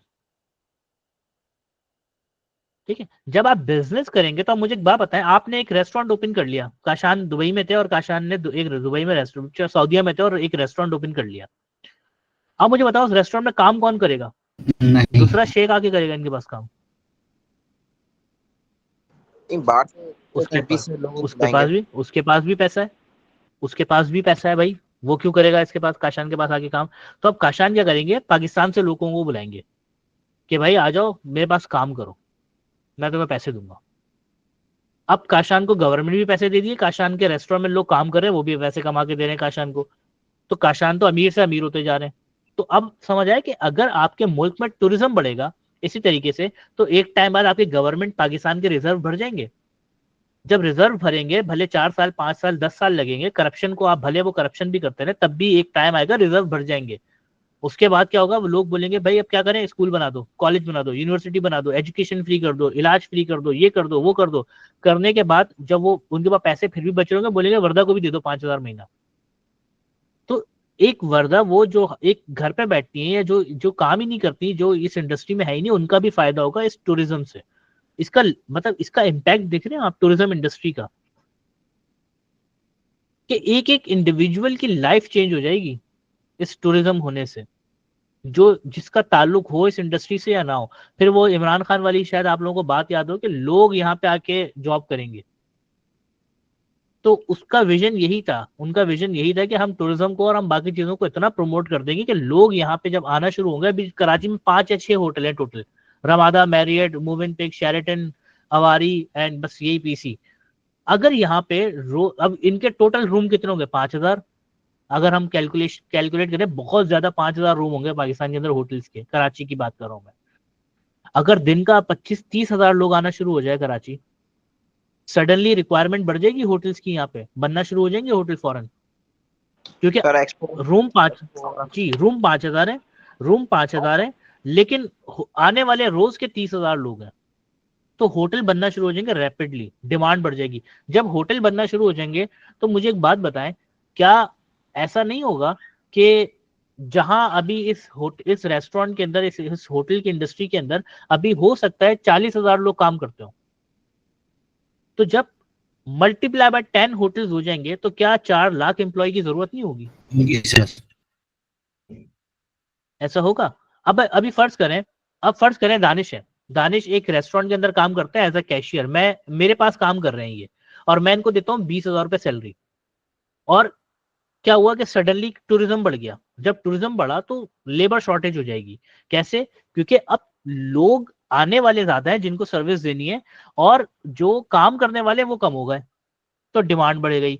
अभी जब टूरिज्म नहीं है तो मैं दानिश को बोलूंगा कि भाई, दानिश मेरे पास आएंगे, बोलेंगे सर सैलरी बढ़ा दें। मैं बोलूंगा भाई 20,000 मैं तुम्हें ज्यादा दे रहा हूँ, मैं तो सोच रहा हूँ 15,000 कर दूं, क्योंकि मुझे पता है कि अगर मैं दानिश को जॉब से निकाल दूं और मैं एक एड लगा दूं कि मुझे एक कैशियर चाहिए, तो मैं 12,000 में भी कैशियर हायर कर सकता हूँ, क्योंकि एक जॉब के लिए 500 लोग पहले ही बेचारे जॉबलेस खड़े हैं पीछे, कि भाई हमें जॉब मिल जाए किसी तरीके से, तो वो 12,000 में भी काम करने के लिए तैयार होगा। तो मेरे नखरे हैं, मैं ना दानिश की सैलरी बढ़ाऊंगा, और मैं दानिश को बोलूंगा 12 घंटे काम करना है तो करो, वरना घर जाओ, और दानिश मजबूरी में करेंगे। लेकिन टूरिज्म बढ़ गया, अब दानिश एक है और 50 रेस्टोरेंट या 50 होटल हैं जहां पे कैशियर की जरूरत है। तो अब मेरे पास दानिश 20,000 में काम कर रहे थे, काशान दानिश को कॉल करते हैं, भाई मेरे पास आ जाओ, अभी तुम कितने ले रहे हो? दानिश बोलेंगे मैं 20,000 रुपए ले रहा हूँ। काशान बोलेंगे 30,000 रुपए देता हूँ, आ जाओ मेरे पास। अब दानिश मेरे पास आएंगे, okay boss thank you so much, इतना टाइम आपने मुझे रगड़ा, मैं जा रहा हूँ, अल्लाह हाफिज, मेरी जॉब हो गई। मैं बोलूंगा कहाँ जा रहे हो भाई? बोलेगा मैं काशान के रेस्टोरेंट में जा रहा हूँ, वो मुझे 30,000 रुपए दे रहा है। अब मैं एक सेकंड के लिए सोचूंगा, अगर दानिश चले गए, मेरे पास कैशिंग की जॉब कौन करेगा? क्योंकि अभी इतने रेस्टोरेंट खुल गए, इतने होटल्स खुल गए, मेरे पास बंदे ही नहीं है जो काम करे। मैं बोलूंगा दानिश एक काम करो, तुम ना जाओ, 40,000 मुझसे ले लो। दानिश काशान को फोन करेंगे, नो सर मैं तो नहीं आ सकता, मेरे बॉस ने मुझे रोक दिया, 40,000 दे रहे हैं। काशान बोलेंगे 60,000 लो, आ जाओ। फिर दानिश जाएंगे 60,000 में, मेरे को हो सकता है 80,000 में रोक लूं। पॉइंट इज, कहाँ ये 20,000 पे खड़े हुए थे, सडनली 1-2 दिन के अंदर ही इनकी 80,000, 90,000, 1 लाख पे सैलरी पहुंच गई, क्योंकि अब इनकी डिमांड हो गई है। लेबर शॉर्टेज जब होती है तो फिर लेबर डिमांड हो जाती है। इसी तरीके से आप देखते हैं ना, दूसरी कंट्रीज हैं, ऑस्ट्रेलिया, कनाडा, यूके, यूएस, वो क्या बोलते हैं कि आप हमारे मुल्क में आए, काम करें, हम आपको नेशनलिटी भी दे रहे हैं। सुना है ना आपने? क्योंकि वो डेवलप कंट्रीज हैं, वहां पे ऑलरेडी लोगों के पास पैसा है, वहां पे काम करने वाले कम है और काम करवाने वाले ज्यादा है। तो इस वजह से वहां पे एम्प्लॉयज जो हैं, उनके राइट्स भी बहुत ज्यादा हैं, उनकी डिमांड भी बहुत ज्यादा है, और उनकी शॉर्टेज की वजह से वो सारी चीजें हो रही होती हैं। हमारे मुल्क में उल्टा हिसाब है, क्योंकि डेवलपिंग कंट्रीज है, यहाँ पे वैसे बिजनेसेस नहीं है, तो यहाँ पे इतनी ग्रोथ ही नहीं होती। यहाँ पे लोग हर साल ग्रेजुएट होते हैं 5,000, 10,000, और जॉब्स निकलती हैं 100-200। तो वो हर साल 4-5 हजार जो एजुकेटेड लोग हैं वो अनएम्प्लॉयड वैसे ही हो रहे होते हैं हर साल। वालेकुम अस्सलाम। पॉइंट समझ आ रहा है आप लोगों को? एम्प्लॉयमेंट जनरेशन देखा आपने कैसे पीक कर गई? दानिश की 20,000 की सैलरी सडनली 1 लाख रुपए के ऊपर हो गई। दूसरा फायदा, फॉरेन एक्सचेंज। जब भी टूरिज्म होगा, फॉरेन एक्सचेंज होगा। फॉरेन एक्सचेंज से क्या फायदा होगा? आपकी कंट्री में डॉलर आएंगे। भाई एक अमेरिका से आपके पास एक बंदा आ रहा है, वो क्या लेके आएगा? डॉलर लेके आएगा। एक ऑस्ट्रेलिया से आपके पास बंदा आ रहा है आपकी कंट्री के अंदर, वो क्या लेके आएगा? ऑस्ट्रेलियन डॉलर लेके आएगा। कोई कनाडा से आपकी कंट्री में आ रहा है, वो क्या लेके आएगा? कैनेडियन डॉलर लाएगा। कोई यूके से आ रहा है, वो क्या लेके आएगा? वो यूके पाउंड लेके आएगा। कोई जर्मनी से या कोई स्पेन से या कोई कहीं से आ रहा है, वो क्या लेके आएगा? वो यूरोज लेके आएगा। तो पॉइंट इज कि जब फॉरेन करेंसी आपके पास आएगी, तो आज डॉलर चल रहा है समझे 280 रुपए का, आप जब खरीदने जाएंगे ना तो आपको 280 रुपए में भी नहीं मिलेगा, वो 300 प्लस में ही आपको मिलेगा, क्योंकि शॉर्टेज है। और जब शॉर्टेज होती है तो क्या होता है कि डिमांड बढ़ जाती है उस चीज की।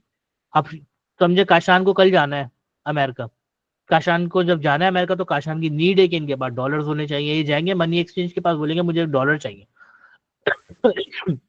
वो पहला छूटते ही सवाल वो जवाब देगा डॉलर तो है ही नहीं। अब काशान बोलेंगे मुझे तो कल जाना है, वो बोलेगा मैं अरेंज करवा दूंगा आपको, होंगे उसके पास, उससे सेफ में छुपाए में।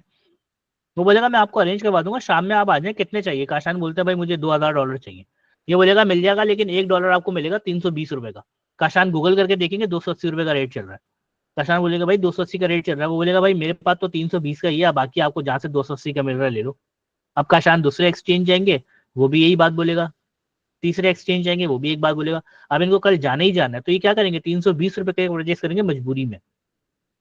लेकिन अगर आपके पास टूरिज्म बढ़ गया तो फिर क्या होगा? डॉलर आना शुरू हो जाएंगे, फॉरेन करेंसी आना शुरू हो जाएगी। तो उससे क्या होगा? अब जहां पैसे आपके पास डॉलर पहले नहीं होते थे, अब डॉलर हैं, तो उसका इम्पैक्ट क्या होगा? आपकी कंट्री की जो इकोनॉमी है वो ग्रो करना शुरू हो जाएगी, डॉलर सस्ते से सस्ता होना शुरू हो जाएगा। अब आप बोलेंगे डॉलर सस्ता कैसे हो जाएगा अगर डॉलर आएंगे? भाई मैं अभी आपको एक एग्जांपल देता हूँ। मेरे पास समझे एक पेन है, और मैं आपको बोलता हूँ कि भाई ये एक पेन है, इसको कौन खरीदेगा? और जो खरीदेगा उसको ये एक्स फलाना फलाना फायदा है, फर्ज करें, और बहुत कोर फायदा हो। तो अब आप क्या करेंगे? मैं बोलूँगा पेन में बेच रहा हूँ 10 रुपए का। दानिश फटाफट बोलेंगे मुझे 20 रुपए का दे दें। फिर अरसलान बोलेंगे 40 का मुझे दे दें। मुइज बोलेंगे 50 का मुझे दे दें। फिजा बोलेंगे 60 का मुझे दे दें। वर्दा बोलेंगे 100 रुपए का मुझे दे दें। काशान बोलेंगे 200 रुपए का मुझे दे दें। तो एक पेन जिसकी वैल्यू 10 रुपए थी, क्या हो रहा है? डिमांड बढ़ती जा रही है उसकी, क्योंकि खरीदने वाले बहुत ज्यादा है। अगर यही पेन मेरे पास 500 या 1000 हो, और अब मुझे बेचने हैं, अगर मैं नहीं बेचूंगा 2 दिन में एक्सपायर हो जाएंगे पेन, तो मैं क्या करूंगा?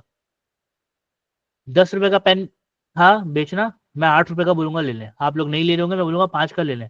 5 का भी नहीं लेंगे, मैं बोलूंगा भाई 2 रुपए का ले लें। 2 रुपए का भी आप लोग नहीं लेंगे, मैं सोचूंगा 1 रुपए का पेन मैंने खरीदा था, एटलीस्ट 1 रुपए का ही बेच देता हूँ, कम से कम ये खराब हो गया तो जाया तो नहीं होंगे मेरे पैसे। तो जैसे जैसे जब डिमांड बढ़ती है तो सप्लाई आपकी कम हो जाती है, और जब सप्लाई बढ़ती है तो आपकी डिमांड कम हो जाती है। तो डिमांड एंड सप्लाई तो हमेशा ये साथ साथ चलते हैं, वाइस वर्सा में। और फिर लास्ट डेवलपमेंट फेज जो होता है हमारा, या जो लास्ट इंपॉर्टेंट चीज है जो टूरिज्म के साथ आती है हमारे पास, वो है इंफ्रास्ट्रक्चर डेवलपमेंट। अब इंफ्रास्ट्रक्चर डेवलपमेंट क्या है?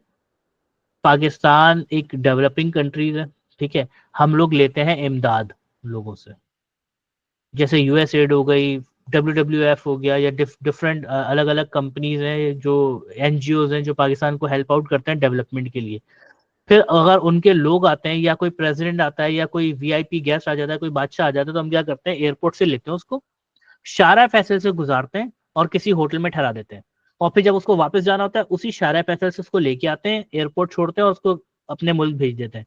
वो जब शारा फैसल का रोड देखता है तो चौड़े रोड है, साफ सुथरे रोड है, ना कोई रोड टूटा हुआ है ना कुछ है, बिल्कुल ग्रीनरी ग्रीनरी हर जगह है, और सारे ऑफिस बने हुए हैं, हर चीज प्रॉपर है। वो बोलता है यार पाकिस्तान क्या डेवलप कंट्री है, हर चीज तो परफेक्ट है यहाँ पे। लोग क्यों बोलते हैं यहाँ पे गंदगी है और ये है वो है? शारा फैसल का रोड क्रॉस करने के बाद अगर आपने देखा हो कि गुलशन के क्या हाल है, लियारी के क्या हाल है, औरंगी के क्या हाल है, सदर कुरंगी के क्या हाल है, ये सदर के क्या हाल है, जौहर के क्या हाल है, क्या हाल है? आप लोगों को सबको पता है ना अभी कराची का क्या हाल हुआ हुआ है, जो कराची के हैं। तो अब होगा क्या? जब टूरिज्म बढ़ेगा ना तो गवर्नमेंट के ऊपर प्रेशर पड़ेगा। कैसे प्रेशर पड़ेगा? अब मुझे एक बात बताएं, कोई एक अंग्रेज आपके मुल्क में आएगा तो वो क्या देखेगा? आप चले, आप मुझे अपना बताएं, आप दुबई जाते हैं या आप कनाडा ऑस्ट्रेलिया यूके जाते हैं, आपके लिए क्या एक यूनिक एक्सपीरियंस होगा? आप लैंड कर गए वहां पे एयरपोर्ट, बाहर आएंगे तो क्या वो चीजें होंगी, क्या वो फैक्टर होंगे जो वाव फैक्टर होंगे आपके लिए, जिसे आप देख के मेस्मराइज हो जाएंगे? इंफ्रास्ट्रक्चर होगा उनका, ठीक है, हर और चीज नीट एंड वहाँ की सफाई, कोई वहाँ हाँ का पोल्यूशन, कि भाई हर चीज नीट एंड क्लीन है, पोल्यूशन ही नहीं है यहाँ पे। ठीक है, वहाँ की बड़ी बड़ी बिल्डिंग्स। अभी देखें, हम अक्सर लोगों का मजाक उड़ाते हैं पाकिस्तान में बत्तियां देखने आ गए, वो एक जोक है ना, हम कराची वाले बोलते हैं लाइटें देखने आ गया ये, या सीवीयू के ऊपर हम एक टॉन्ट करते हैं कि चूजे आए हुए हैं। जी जी सर। ये ये करते हैं ना हम इस तरीके के मजाक ये। तो अगर देखें ये हम कराची में रहते हुए ना हम ये चीज कर रहे हैं, लेकिन जब आप किसी और कंट्री जाएंगे ना और वहां पे आप 200-300 फ्लोर की बिल्डिंग देखेंगे तो आप उस बिल्डिंग को एक बार मुड़ के जरूर देखेंगे, 110% आप देखेंगे। आप वहां पे जाएंगे ना तो आप वहां पोल्यूशन फ्री रोड देखेंगे, वहां का एनवायरनमेंट देखेंगे, वहां की सनलाइट ही आपको डिफरेंट लग रही होगी, क्योंकि वहां पोल्यूशन नहीं है, वहां डस्ट नहीं है। तो वो वैसी आपके लिए मेस्मराइजिंग चीजें होंगी। अच्छा, अब इन जो उस कंट्री से पाकिस्तान आएगा अभी इन हालातों में, उसके लिए क्या मेस्मराइजिंग चीज होगी? बड़ी बिल्डिंग है, अगर यहाँ पे 50 फ्लोर की बिल्डिंग है तो वहां पे तो 200-300 फ्लोर की नॉर्मल बिल्डिंग होती है, वो ये 50 फ्लोर की बिल्डिंग देख के थोड़ी हक्का बक्का होगा। उसके लिए क्या होगा, मैं आपको समझा देता हूँ राबिया दोबारा। देखिए, इंफ्रास्ट्रक्चर डेवलपमेंट अभी मैंने बताया ही नहीं है, मैं अभी सिर्फ एक सिनेरियो बना रहा हूँ कि भाई जब आप किसी और कंट्री जाते हैं, किसी और मुल्क जाते हैं, तो आप क्या देखते हैं? वहाँ की बड़ी बिल्डिंग्स, वहाँ की इन्वायरमेंट, वहाँ की क्लीन लाइनेस, वहाँ पे पोल्यूशन फ्री इन्वायरमेंट, वहाँ के लोग, वहाँ का मतलब एक लॉ एंड ऑर्डर, वो सारी चीजें आपके लिए मतलब एक यूनिक चीज होती है, एक न्यू एक्सपीरियंस होता है, एक वाव फैक्टर होता है। एक फॉरेनर आपकी कंट्री में आएगा तो उसके लिए वाव फैक्टर क्या है? उसके लिए वाव फैक्टर है आपकी गुर्बत, आपकी गरीबी, आपकी गंदगी। वो ये देखना चाहता है कि एक कचरा कुंडी के बराबर में एक घर कैसे है और उस घर में लोग कैसे रह रहे हैं। एक ऐसा घर जिसकी दीवारें भी टूटी हुई है, जिसकी विंडो टूटी हुई है, जिसका दरवाजा टूटा हुआ है, एक पर्दा लगा के 5 फैमिली मेंबर कैसे रह रहे हैं। तो वो उसकी पिक्चर लेके वहां पे अपने पास पोस्ट करेगा, उसकी सेल्फी लेगा। कचरे का ढेर, उसने अपनी लाइफ में कभी कचरा नहीं देखा होगा रोड के ऊपर, तो वो वहां जाके अपनी एक सेल्फी लेके अपने फेसबुक की पिक्चर के ऊपर लगा देगा। वो आपने देखी मुन्ना भाई मूवी, उसके अंदर बोलता है मोर पुअर पीपल, एक चाइनीज आया हुआ होता है, क्योंकि उन्होंने गुर्बत नहीं देखी। कहते फुक्का नंगल हो। तो जब हाँ, तो जब पाकिस्तान के अंदर टूरिज्म बढ़ेगा ना और ऐसे फॉरेनर्स आएंगे तो वो ऐसे ऐसे एरिया में घुसेंगे और वहां जाके पिक्चर्स लेंगे और वो पोस्ट करेंगे अपने सोशल मीडिया के ऊपर। जब वो सोशल मीडिया के ऊपर पोस्ट करेंगे तो ये जो यूएस एड वाले हैं, ये जो यूके एड वाले हैं, ये जो WWF वाले हैं, ये गवर्नमेंट से सवाल नहीं करेंगे कि भाई जो पैसा दे रहे हैं वो कहाँ है? आपने तो कहा था कि हम रोड बनाएंगे, कहाँ रोड है, कहाँ बना हुआ है रोड? ये तो रोड की पिक्चर ही देखो, ये एक हमारा एक टूरिस्ट गया था, इसने पिक्चर भेजी है। आप बोल रहे हैं हमने लोगों के घर बनाए, कहाँ घर बनाए? देखो ये खिड़कियां टूटी हुई हैं। तो पॉइंट इज, फिर गवर्नमेंट के ऊपर प्रेशर आएगा, गवर्नमेंट इन सारी बिल्डिंग्स को बनाना शुरू करेगा, तो यह सारे रोड बनना शुरू होंगे। अगर कोई गुलशन में रहता था 2 साल पहले, तो उसने स्टेडियम रोड, अगर कभी उस स्टेडियम रोड से गुजरना हुआ हो, तो मैं गुलशन में रहता था पहले, तो मुझे वहाँ टाइम मेडिको है बिल्कुल स्टेडियम के पास, वहाँ जाना होता था। तो मैं मेरे घर से 5 मिनट का भी रास्ता नहीं, मैं एक्सपो सेंटर के पास रहता था, 5 मिनट का भी रास्ता नहीं था, लेकिन मुझे 1 घंटा लगता था क्योंकि वो पूरा रोड टूटा हुआ था। और स्टिल अभी भी टूटा हुआ है। नहीं, अब दोबारा टूट गया होगा। अभी खैर अभी नहीं टूटा होगा, अब तो दोबारा बना दिया होगा। मैं, आप वो वाला बोल रही हैं, आप एक्सपो सेंटर वाला बोल रही हैं, मैं स्टेडियम वाला रोड बोल रहा हूँ। Okay okay. तो मैं 5 मिनट, अच्छा आधा 1 घंटा लगता था, क्योंकि इतना रोड टूटे हुए थे और ट्रैफिक जैम होती थी कि 1 घंटा लगता था मेडिकल स्टोर पहुंचने में। एक दिन मैं अपने घर से निकला उस हिसाब से कि 1 घंटा तो लगेगा ही, मैं 5 मिनट में पहुंच गया। मैं हैरान हुआ कि 5 मिनट में कैसे पहुंच गया। फिर मैंने रियलाइज किया रोड कैसे बन गया सारा अचानक। फिर मुझे याद आया 3 दिन बाद इंग्लैंड की टीम आ रही है पाकिस्तान, तो वो उसके आने के चक्कर में उन्होंने वो रोड बना दिया ताकि एक मीडिया को एक मैसेज जाए कि हमारा कंट्री जो है डेवलप है। तो एक वो क्रिकेट मैच हुआ, उसका फायदा मैंने उठा लिया कि अब मेरा जो है 50 मिनट बच जाते हैं जब मुझे मेडिकल स्टोर जाना होता है। तो इंफ्रास्ट्रक्चर डेवलपमेंट ये होती है। जब टूरिज्म आएगा ना आपकी कंट्री के अंदर, तो अब क्या होगा कि आप की गवर्नमेंट को वैसे प्रेशर हो जाएगा, क्योंकि अब वो एक प्रेसिडेंट नहीं है, अब वो एक वीआईपी गेस्ट नहीं है जिसे आपने अपनी ही गाड़ी में बिठाया, एक तरीके से इनडायरेक्टली आपने उसको बांध दिया अपनी गाड़ी में, और जहां आप उस जिस रोड से आप लेके जाना चाह रहे थे आपने उसी रोड से उसको लेके गए और आपने उसको वही चीज दिखाई जो आप उसको दिखाना चाह रहे थे। लेकिन ये तो टूरिस्ट है, ये तो कैमरा उठाएगा निकल जाएगा कहीं पे भी और सारी पिक्चर्स ले लेके सोशल मीडिया पे डालना शुरू कर देगा। फिर आपकी गवर्नमेंट की ऐसी तैसी हो जाएगी फिर उनसे लोग सवाल करेंगे, जिसका जवाब वो दे नहीं पाएंगे तो वो क्या करेंगे, इंफ्रास्ट्रक्चर डेवलपमेंट करेंगे। तो ये 3 चीजें आपकी कंट्री की इम्प्रूव हो जाती है अगर आपके पास सिर्फ टूरिज्म हो, बाकी चीजें तो छोड़ दें। रिसेंटली एक वाकया बड़ा फेमस हुआ था, वायरल भी हुआ था, एक फॉरेनर आया और घोड़े वाले से पैसे की, वो हाँ घोड़े बिल्कुल, फ्री टार्जन। तो बड़ा वायरल हुआ था और फिर घोड़े वाले की भी जो है बड़ी शामत आई थी। बिल्कुल, तो इस तरह की फ्री जो टार्जन नेगेटिव वो बड़ा होती है ना, बड़ा फेमस हुआ था।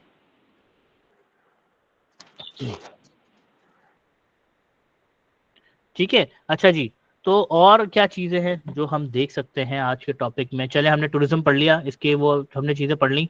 अब हम बात कर लेते हैं होटल की, होटल इंडस्ट्री। देखें, जो मैं भी आपसे बात कर रहा था ना, अम्ब्रेला टर्म, आपको दिख रहा है? मैं थोड़ा सा इसको बड़ा कर देता हूँ,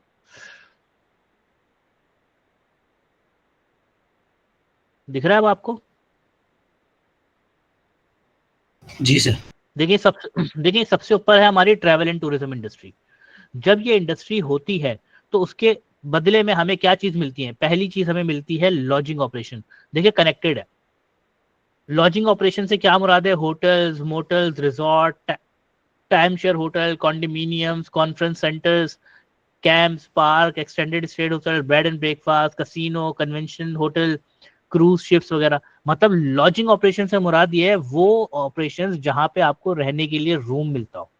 अब वो भले होटल हो, मोटल हो, टाइम शेयर हो, रिजॉर्ट हो, कॉन्फ्रेंस सेंटर्स हो, कैंप्स हो, पार्क्स हो, एक्सटेंडेड स्टेज होटल हो, ये बेसिकली सारे होटल्स की टाइप्स होती हैं।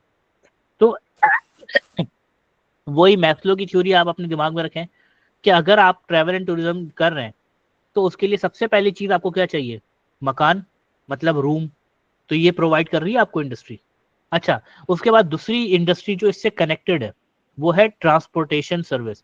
क्या बिना एयरप्लेन के, बिना बस के, बिना ऑटो के, बिना ट्रेन के, बिना किसी कम्युनिकेशन, मतलब मोड ऑफ ट्रांसपोर्टेशन के, आप क्या एक कंट्री से दूसरी कंट्री या एक शहर से दूसरे शहर या एक एरिया से दूसरे एरिया जा सकते हैं?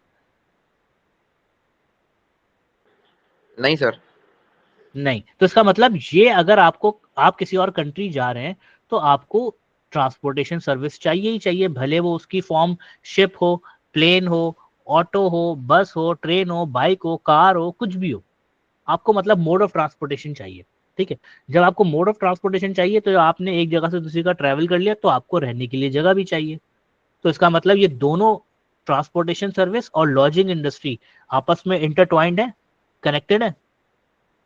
ये दोनों अलग नहीं हो सकते। अगर ट्रैवल हो रहा है, टूरिज्म हो रहा है, तो ये दोनों चीजें तो लाजमी आपको चाहिए। डन। अच्छा, अब आप बात करें तीसरी इंडस्ट्री की, जो है फूड एंड बेवरेजेस। क्या आप किसी और मुल्क में चले गए, आपको एक रूम भी मिल गया, होटल भी का, आपको मतलब बस, गाड़ी, ट्रेन, रिक्शा, ये सब चीजें भी मिल गई, क्या खाने पीने के बगैर सरवाइव कर लेंगे आप? मतलब बगैर फूड एंड बेवरेजेस, अगर आप ट्रैवल एंड टूरिज्म कर रहे हैं तो क्या बगैर फूड एंड बेवरेजेस ऑपरेशंस के आपका सर्वाइवल हो सकता है? नहीं, कभी भी नहीं। नहीं हो सकता। तो इसका मतलब अगर ट्रैवल एंड टूरिज्म हो रहा है तो आपके पास लॉजिंग इंडस्ट्री भी चलनी चाहिए, ट्रांसपोर्टेशन इंडस्ट्री भी चलनी चाहिए, और थर्ड फूड एंड बेवरेजेस भी चलनी चाहिए। डन। तो ये मतलब तीनों इंडस्ट्रीज कनेक्टेड है। फिर आ जाते हैं हम अपनी चौथी इंडस्ट्री के ऊपर, रिटेल आउटलेट्स। आप किसी और कंट्री जाते हैं और जब आप वापस आ रहे होते हैं, क्या आपके घर से कॉल आती है आपको, आते हुए ये ले आना? जी सर, हम ही कर लेते हैं कॉल। जैसे कभी जाती है कुलसूम, तो खैर कुलसूम तो कुछ भी नहीं लाती हमारे लिए, लेकिन अक्सर जो स्कर्दू से लोग आ रहे होते हैं, हुंदा से लोग आ रहे होते हैं, तो वो ड्राई फ्रूट्स वगैरह लेके आते हैं। हम मिले नहीं ना, वरना तो हम जरूर आपको अरे मजाक प्रोवाइड। कर रहा हूँ भाई, खैर वो तो मैं मजाक कर रहा हूँ। पॉइंट इज कि जब भी आप किसी जगह जाते हैं और वापस आ रहे होते हैं तो वहां की सौगात लेके आना चाहते हैं आप। कोई भी ट्रैवलर होता है ना, जो जिस कंट्री या जिस सिटी में या जिस डिस्ट्रिक्ट रीजन में जाता है, तो वहां से वापसी आते वहां से कुछ ना कुछ लोकल लेकर आने की ख्वाहिश रखता है। चाहे एग्जैक्टली। हम पाकिस्तानी हो या फिर कोई फॉरेनर पाकिस्तान आए, तो हम कोई ना कोई ट्रेडिशनल चीज ले आते हैं, कल्चरल चीज ले आते हैं, फूड की चीज ले आते हैं, वो लाजमी लेके जाते हैं। ये एक जी, मेमोरी है हमारी। जैसे हैदराबाद की रबड़ी। बिल्कुल ऐसा ही है। जो नौशीन अक्सर बोलती हैं लेकिन कभी लाई नहीं है, केक ले आई थी एक दफा। तो क्या आज होता है रमजान कि बहुत याद आ रही हैं चीजें। हाँ टॉपिक ऐसा आ गया ना, इसलिए मैं बदले ले रहा हूँ आप लोगों से। तो खैर ये चीज है, ठीक है। उसके बाद फिर लास्ट जो है वो एक्टिविटीज है आपकी, रिक्रिएशन एक्टिविटी। आप किसी और कंट्री जाते हैं तो क्या उस कंट्री को एक्सप्लोर नहीं करते? भले आप पढ़ने गए हो, भले आप मेडिकल रीजन पे गए हो। हमारे तो यहाँ पे बेचारे जिनके प्लेटलेट्स कम हो जाते हैं वही 4-4 साल वहां घूम रहे होते हैं रेस्टोरेंट के अंदर बाहर जाके, ठीक है। तो क्या आप जब किसी और कंट्री जाते हैं तो क्या वहाँ मूवीज नहीं देखते? वहाँ आप क्रिकेट या कोई जो भी स्पोर्ट्स आपको पसंद है वो क्या वहाँ नहीं जाते आप? तो इसका मतलब ये पांचों इंडस्ट्रीज जो हैं, अगर ट्रैवल एंड टूरिज्म हो रहा है तो ये पांचों इंडस्ट्रीज बिल्कुल ऐसे कनेक्टेड है, इंटरट्वाइंड है, जिन्हें आप अलग नहीं कर सकते। समझ आ रहा है आपको पॉइंट कि कितनी बड़ी इंडस्ट्री है ट्रैवल जी एंड सर। टूरिज्म की, कि आप किसी एक सेक्टर को भी एलिमिनेट नहीं कर सकते। क्योंकि अगर आपने किसी एक सेक्टर को भी एलिमिनेट कर दिया इसके अंदर से, इन चारों पांचों एक्टिविटीज के अंदर से, आपका टूरिज्म ही पॉसिबल नहीं होगा। तो वो जो पॉइंट ऑफ अट्रैक्शन, वो जो वाव फैक्टर है, वो कैसे प्रोवाइड करेंगे आप? ठीक है। तो ये था हमारा तकरीबन आज का टॉपिक। इसके अंदर मैं देख लेता हूँ अगर कुछ और चीज रह गई हो। नहीं, बस एक दो चीजें मैं बता देता हूँ आपको कि अब दो चीजें, एक एक हम बात कर लेते हैं सर्विस की। और सर्विस क्या होती है? सर्विस की अगर हम डेफिनेशन की बात करें तो सर्विस की डेफिनेशन है to do things for others, मतलब किसी और के लिए काम करना।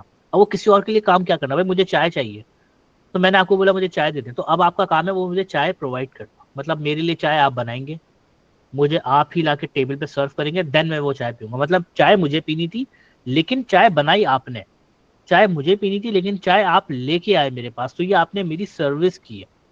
तो ये होती है service, to do thing for others. अच्छा, अब सर्विस जो है वो हमारी होती है पेरिशेबल, ठीक है। अब पेरिशेबल क्या होता है? पेरिशेबल वो चीजें होती हैं जो खराब हो जाती हैं, जैसे आपका दूध, वेजिटेबल्स, मीट, फिश, चिकन वगैरह, पोल्ट्री आइटम, ये वो चीजें होती हैं जो जल्दी खराब हो जाती हैं। और नॉन पेरिशेबल चीजें वो होती हैं जो खराब नहीं होती, टाइम लेती हैं खराब होने में। जैसे ड्राई फ्रूट हो गए आपके, या इस तरह की कोई चीज हो गई जो आसानी से खराब नहीं होती, जल्दी खराब नहीं होती। तो सर्विस कैसे खराब हो जाती है ये बताएं मुझे, कि पेरिशेबल है मतलब यानी कि जल्दी खराब हो जाएगी कैसे?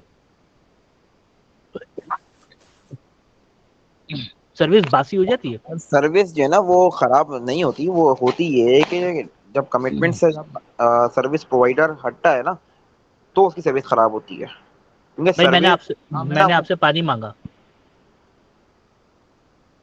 ठीक है, और आपने मुझे पानी लाके दे दिया। ये कोई ये तो कम्युनिकेशन हो रही है ना, ये तो कोई सर्विस तो नहीं हो नहीं, रही कि आप किसी सर्विस ही तो हो रही है, मैंने पानी पानी मांगा है ना आपसे। मांग रहे हैं। देखिए, जब मैंने आपसे पानी मांगा ना काशान, तो एक इनविजिबल ना टाइम मशीन, या आप कह लें कि आपकी वो क्या कहते हैं, स्टॉप वॉच, वो स्टार्ट हो गई है।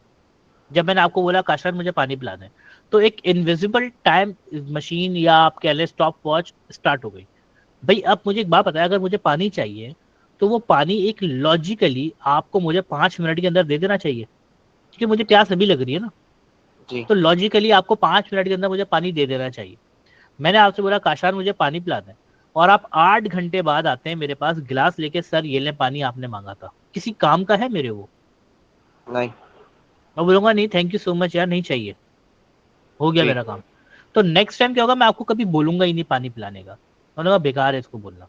तो इसका मतलब सर्विस खराब होती है जब आपको एक लॉजिकल टाइम के अंदर कोई चीज प्रोवाइड करनी हो ना, तो अगर आप उस टाइम फ्रेम के अंदर ना दें वो चीज, तो सर्विस खराब होती है।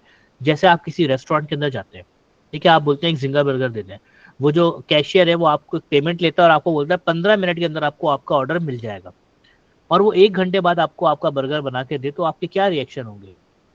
आप बर्गर एंजॉय करेंगे उसके बाद? वो नहीं। हो जाएगा। आपका मूड ही खराब है कि यार क्या मजाक कर दिया इसने, पैसे लेके मुझे यहाँ पे बांध के रख दिया है कि मैं जा भी नहीं सक रहा।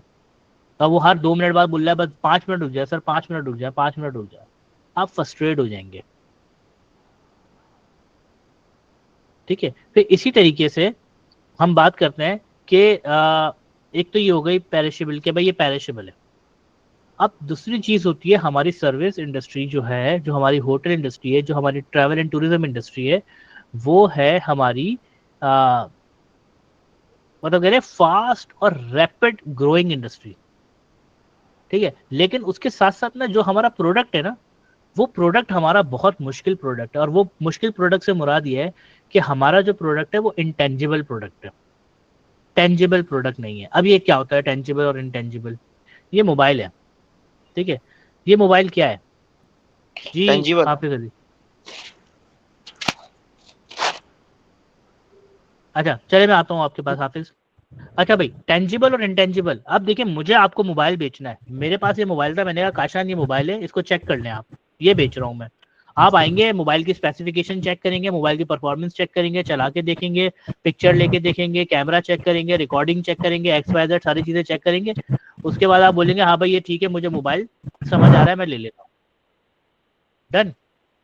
लेकिन अगर मैं आपको बोलूं कि आप मेरे होटल में आ जाएं और होटल के अंदर आप रुकें और मेरी सर्विस बहुत अच्छी है, अब मुझे बताएं कि मैं उसको कैसे बेचूंगा आपको? अब मैं अपनी सर्विस कैसे चेक कराऊंगा आपको? क्या मैं आपको बोल सकता हूँ कि 1 किलो सर्विस दूंगा मैं आपको या 2 किलो सर्विस दूंगा? सर्विस के रिव्यूज दिखा सकते हैं, अपना पोर्टफोलियो दिखा सकते हैं ताकि वो लेकिन क्या देखें, लेकिन अब इसके अंदर भी एक कंडीशन आ जाती है ना। आप एक देग बनाए बिरयानी की, ठीक है, एक देग बनवाए एक ही बंदे से, और एक देग के अंदर से ही ना समझे 100 प्लेट निकलती हैं। आप वही देग में से 100 लोगों को खाना दें, उसी प्लेट में से बिरयानी निकाल निकाल के, और उन 100 लोगों से पूछे बिरयानी कैसी थी।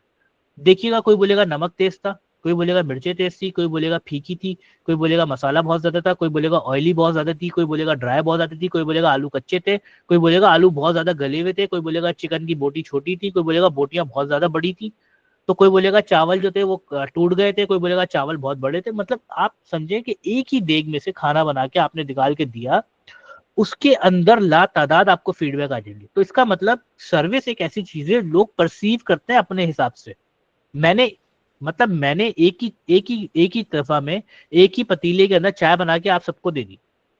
काशान को हो सकता है स्ट्रॉन्ग चाय पसंद हो और वो दूध पत्ती बनी हुई है, काशान को पसंद ही नहीं आई होगी। मुइज जो है दूध पत्ती पीते हैं तो मुइज को बहुत जबरदस्त चाय लगी होगी। वर्दा जो है वो बहुत ज्यादा चीनी वाली चाय पीती है, उनको वो पसंद ही नहीं है कि ये चाय फीकी है। फौजिया जो है वो फीकी चाय पीती है, तो उन्होंने बोला चलो ठीक है ओके। तो मतलब पॉइंट इज कि सर्विस एक ऐसी चीज है जो हर बंदा अपने हिसाब से परसीव करता है, पहली चीज। तो अब जब मैं काशान को बोल रहा हूँ कि आ जाए मैं आपको चाय बना के देता हूँ, तो अब काशान को मैं कैसे बताऊं कि मैं चाय कैसी बनाता हूँ? वो तो जब मैं काशान को चाय बना के दे दूंगा, काशान चाय पी लेंगे, तब काशान उसके ऊपर मुझे अपना फीडबैक देंगे ना कि चाय कैसी थी। मैं बोलूँ कि वर्दा को मेरी चाय बहुत पसंद है, या मैं बोलूँ मुइस को मेरी चाय बहुत पसंद है, या कुलसूम को मेरी चाय बहुत पसंद है, उससे काशान बोलेगा भाई उनको पसंद है तो मुझे क्या बता रहे हैं आप भाई? मुझे बताएं मुझे पसंद आएगी या नहीं आएगी, तो मैं इनको कैसे बताऊं कि इनको पसंद आएगी? तो बहुत डिफिकल्ट हो जाता है हमारी इंडस्ट्री के अंदर अपने फ्यूचर कस्टमर को जब हम लेके आना चाह रहे हो अपने पास। पॉइंट समझ आ रहा है आपको कि कितना मुश्किल हो जाएगा एक उस चीज को समझाना जो एग्जिस्ट ही नहीं कर रही, जो पर्सन टू पर्सन वेरी करती है। तो इसका मतलब हमें इसके अंदर क्या करना पड़ेगा, हमें अपनी कम्युनिकेशन स्किल्स डेवलप करनी पड़ेंगी। हमें अपनी बात को, जो पॉइंट ऑफ व्यू है ना, उसको इस तरीके से प्रेजेंट करना पड़ेगा कि सामने वाले को उसके अंदर एक एक चीज समझ आ जाए। क्योंकि देखिए यहाँ पे टोटल बात होती है कि आप किस तरीके से अपना रिलेशनशिप बिल्ड कर रहे हैं। ठीक है, अब जैसे फॉर एग्जाम्पल मोइज आते हैं मेरे पास, या चले दानिश आते हैं। दानिश मेरे पास आए और दानिश ने मुझे बोला कि मुझे एक बर्गर दे दें। मैं इनको डायरेक्ट बोलूं कि सर बर्गर ले लें, इसके अंदर डबल चिकन करवा लें और डबल चीज करवा लें। दानिश क्या बोलेंगे? बोलेंगे भाई मुझे बर्गर चाहिए, आप सिंगल चीज और सिंगल चिकन के साथ ही दे दें। और अच्छा चले चले मैं फ्राइज डाल देता हूँ इसके अंदर। दानिश बोलेंगे भाई मुझे फ्राइज खाने ही नहीं है। मैं अच्छा चले ड्रिंक ऐड कर देता हूँ। दानिश को 2 मिनट में ही समझ आ जाएगा भाई ये तो मुझे बस बेचना चाह रहा है चीजें। ठीक है, अब इसके अंदर क्या हुआ, इसके अंदर दानिश का जो ट्रस्ट फैक्टर मुझे बिल्ड करना था मैंने किया ही नहीं। अब इसको मैं आपको एग्जांपल देता हूं, आपको समझ आएगा। अब मैं दानिश का ट्रस्ट फैक्टर बिल्ड करना चाह रहा हूं, और मैं दानिश को एक्स्ट्रा भी बेचना चाह रहा हूँ। मतलब मैं चाह रहा हूँ दानिश यहाँ पे आए और दानिश 800 रुपए खर्च करने का सोच रहे थे, मैं दानिश से 1500 रुपए खर्च करवा लूँ। लेकिन उसके लिए अब दानिश जब घर से सोच के आए कि 800 रुपए खर्च करेंगे और मैं चाह रहा हूँ दानिश 1500 रुपए खर्च करें, तो दानिश से जब मैं 1500 रुपए खर्च करवाना चाहूंगा तो उस चीज के लिए मुझे क्या करना पड़ेगा, ट्रस्ट डेवलप करना पड़ेगा इनकी नजर में। दानिश आया, दानिश ने बर्गर मांगा, मैंने इनको बोला सर ये 800 रुपए वाला बर्गर है और ये 600 रुपए वाला बर्गर है, आई वुड रेकमेंड आप 600 रुपए वाला बर्गर ले लें, दोनों का टेस्ट सेम है, कोई इतना ज्यादा फर्क नहीं है, 200 रुपए बच जाएंगे आपके। पहला पॉइंट हिट कर दिया मैंने दानिश को, तो दानिश को लगा कि यार ये मुझे बेचने नहीं खड़ा हुआ, ये मुझे सर्विसेज देने खड़ा हुआ है, बेचना चाहता तो 800 रुपए की चीज बेच देता मुझे, मेरे 200 रुपए बचा भी रहे, मेरे 200 रुपए बचा रहा है, कितना नेक इंसान है। फिर मैं इसको बोलूंगा सर आप वही 200 रुपए जो खर्च कर रहे थे ना बर्गर के ऊपर एक्स्ट्रा, आई वुड रेकमेंड आप 250 रुपए का मील ले लें, तो 50 रुपए आपके एक्स्ट्रा लगेंगे, तो उसमें सिर्फ 800 रुपए का बर्गर आ रहा था, अब ये 250 रुपए के अंदर आपको ड्रिंक भी मिल जाएगी और फ्राइज भी मिल जाएंगे। दानिश ने कहा ठीक है कर दें। फिर जब मैंने देखा भाई ये तो 850 रुपए का हो गया, फिर मैंने दानिश को बोला आप ये बर्गर फर्स्ट टाइम ट्राई कर रहे हैं या आप पहले खा चुके हैं, क्योंकि ऑब्वियसली अगर दानिश ये 600 वाला बर्गर खा चुके होते तो ये कभी भी मानते नहीं, इनको पता होता कि भाई इसका टेस्ट ऐसा है या जो भी है, अच्छा है या बुरा है। अब मैंने इनको बोला कि सर अगर आप ये पहली बार ट्राई कर रहे हैं ना तो मैं आपको सजेशन दूंगा इसके अंदर चीज ऐड करवाएं, फ्लेवर एनहेंस हो जाएगा इसका और ये एक्सपीरियंस आप नहीं भूलेंगे। 100 रुपए का एक्स्ट्रा फर्क आ रहा है। अब क्योंकि मैंने इनको पहले क्या किया था, इनको बैक फुट पे ले गया, अब मैं फ्रंट फुट पे आके इनको मारे जा रहा हूँ, और अब इनके अंदर क्योंकि एक वो ट्रस्ट फैक्टर डेवलप हो गया कि ये बंदा मेरे बारे में सोच रहा है। और करते करते मैंने इनको बोला 1200 रुपए का बिल हो गया, सर हमारी एक डील चल रही है, अगर आप 200 रुपए और खर्च कर ले तो इसका आपको ये बेनिफिट मिल जाएंगे, जो करते हैं रेस्टोरेंट्स वाले। वो करते करते करते मैंने इनको वो 1500 रुपए का जो मेरा टारगेट था मैंने पूरा कर दिया, या 1500 ना भी किया, मैंने 1200-1300 रुपए का इनको ऑर्डर चिपका दिया। तो जब इंटेंजिबल प्रोडक्ट्स होते हैं ना, क्योंकि देखिए दानिश ने अभी वो बर्गर खाया ही नहीं है, अभी तो दानिश ने सिर्फ पैसे दिए, बर्गर तो 15-20 मिनट बाद बनेगा, तो ये इंटेंजिबल प्रोडक्ट था अभी तक। तो जब इंटेंजिबल प्रोडक्ट को हम सेल आउट कर रहे होते हैं तो उसके अंदर ट्रस्ट फैक्टर बहुत ज्यादा इंपॉर्टेंट होता है, और वो ट्रस्ट फैक्टर जब बिल्ट होगा जब आपके कस्टमर को, आपके गेस्ट को ये फील आएगा कि ये मेरे फायदे के लिए वहां खड़ा हुआ है, और उसके लिए आपके पास एक्सेप्शनल कम्युनिकेशन स्किल्स होनी चाहिए। और वो एक्सेप्शनल कम्युनिकेशन स्किल्स कैसे डेवलप होंगी, थ्रू एजुकेशन।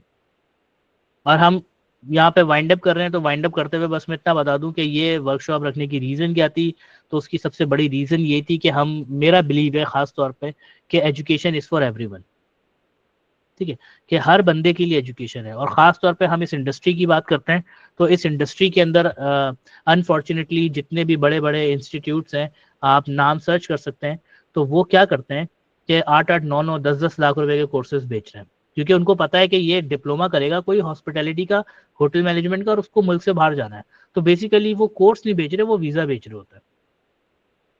तो इसी वजह से वो एक्सपेंसिव कर दिया है, तो वो बेचारा जो एक मिडिल क्लास फैमिली का बच्चा है वो कैसे करे ये कोर्सेज। तो हम यहाँ पे वही अवेयरनेस देते हैं कि भाई आप अपने पास, अगर आपको ये चीज़ें करनी है और अगर आप चाहते हैं तो हम इसमें आपको हेल्प आउट करते हैं। पाकिस्तान का चीपेस्ट प्लेटफॉर्म है हमारा इन टर्म्स ऑफ एजुकेशन, और इन टर्म्स ऑफ क्वालिटी हम सबसे बेस्ट हैं। ये तो मैं आपको गारंटी देता हूँ कि जब आप हमारा ये डिप्लोमा कभी अगर हुआ आप लोगों का तो आप करेंगे तो आपको अंदाज़ा होगा कि हम क्या पढ़ा रहे हैं और मार्केट के अंदर अभी क्या चीज़ चल रही है।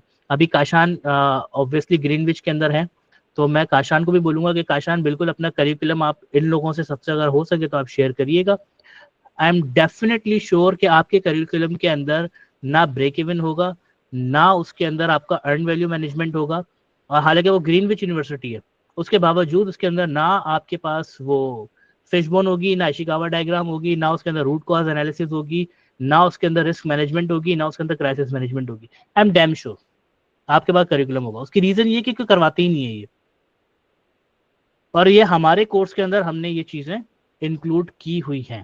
खैर, अब प्लीज जिसने नाम मेंशन नहीं किए वो नाम मेंशन करते, देन हम अपनी क्लास वाइंड अप कर देंगे। अभी तक जो मैं आपको बता देता हूँ कि कौन कौन जिन्होंने मुझे ईमेल शेयर किए, उबैशा की मेरे पास सिर्फ नाम आया हुआ है, ईमेल नहीं है। फिजा ने मुझे नाम और ईमेल भेजी हुई है, मोहम्मद समीर ने भी भेजा हुआ है, मुइस की भी आई हुई है, अबीर हुसैन ने सिर्फ नाम भेजा हुआ है बल्कि ईमेल भी आ गई है, अच्छा सॉरी उबैशा की भी आ गई है, वर्दा ने भी अपना नाम एंड ईमेल भेज दी है, दानिश की भी आ गई है, उसके बाद सुमैया की भी आ गई है।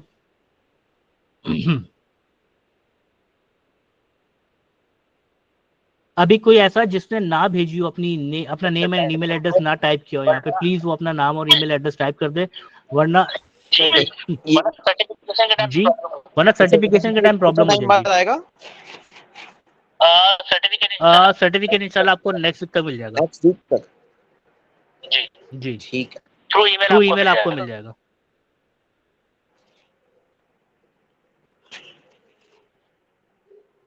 ठीक है, अब बाकी सबने भेज दिया ताकि फिर हम क्लास वाइंड अप करें, क्योंकि अगर हमने क्लास वाइंड अप कर दी तो उसके बाद बड़ा प्रॉब्लम हो जाएगा सर्टिफिकेशन के टाइम।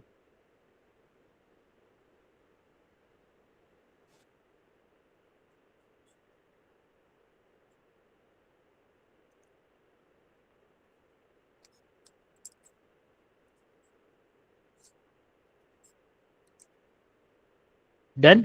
अच्छा, किसी का कोई सवाल है तो प्लीज सवाल करें। जी अवेश, जी अरसलान और हाफिज अली, आपका भी कोई सवाल था तो प्लीज अपने सवाल करें, देन फिर हम वाइंड अप करते हैं।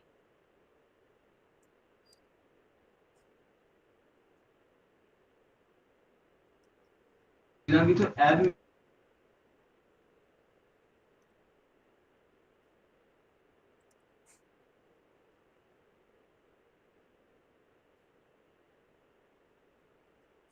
जी किसी का कोई सवाल है या फिर हम बस वाइंड अप करें?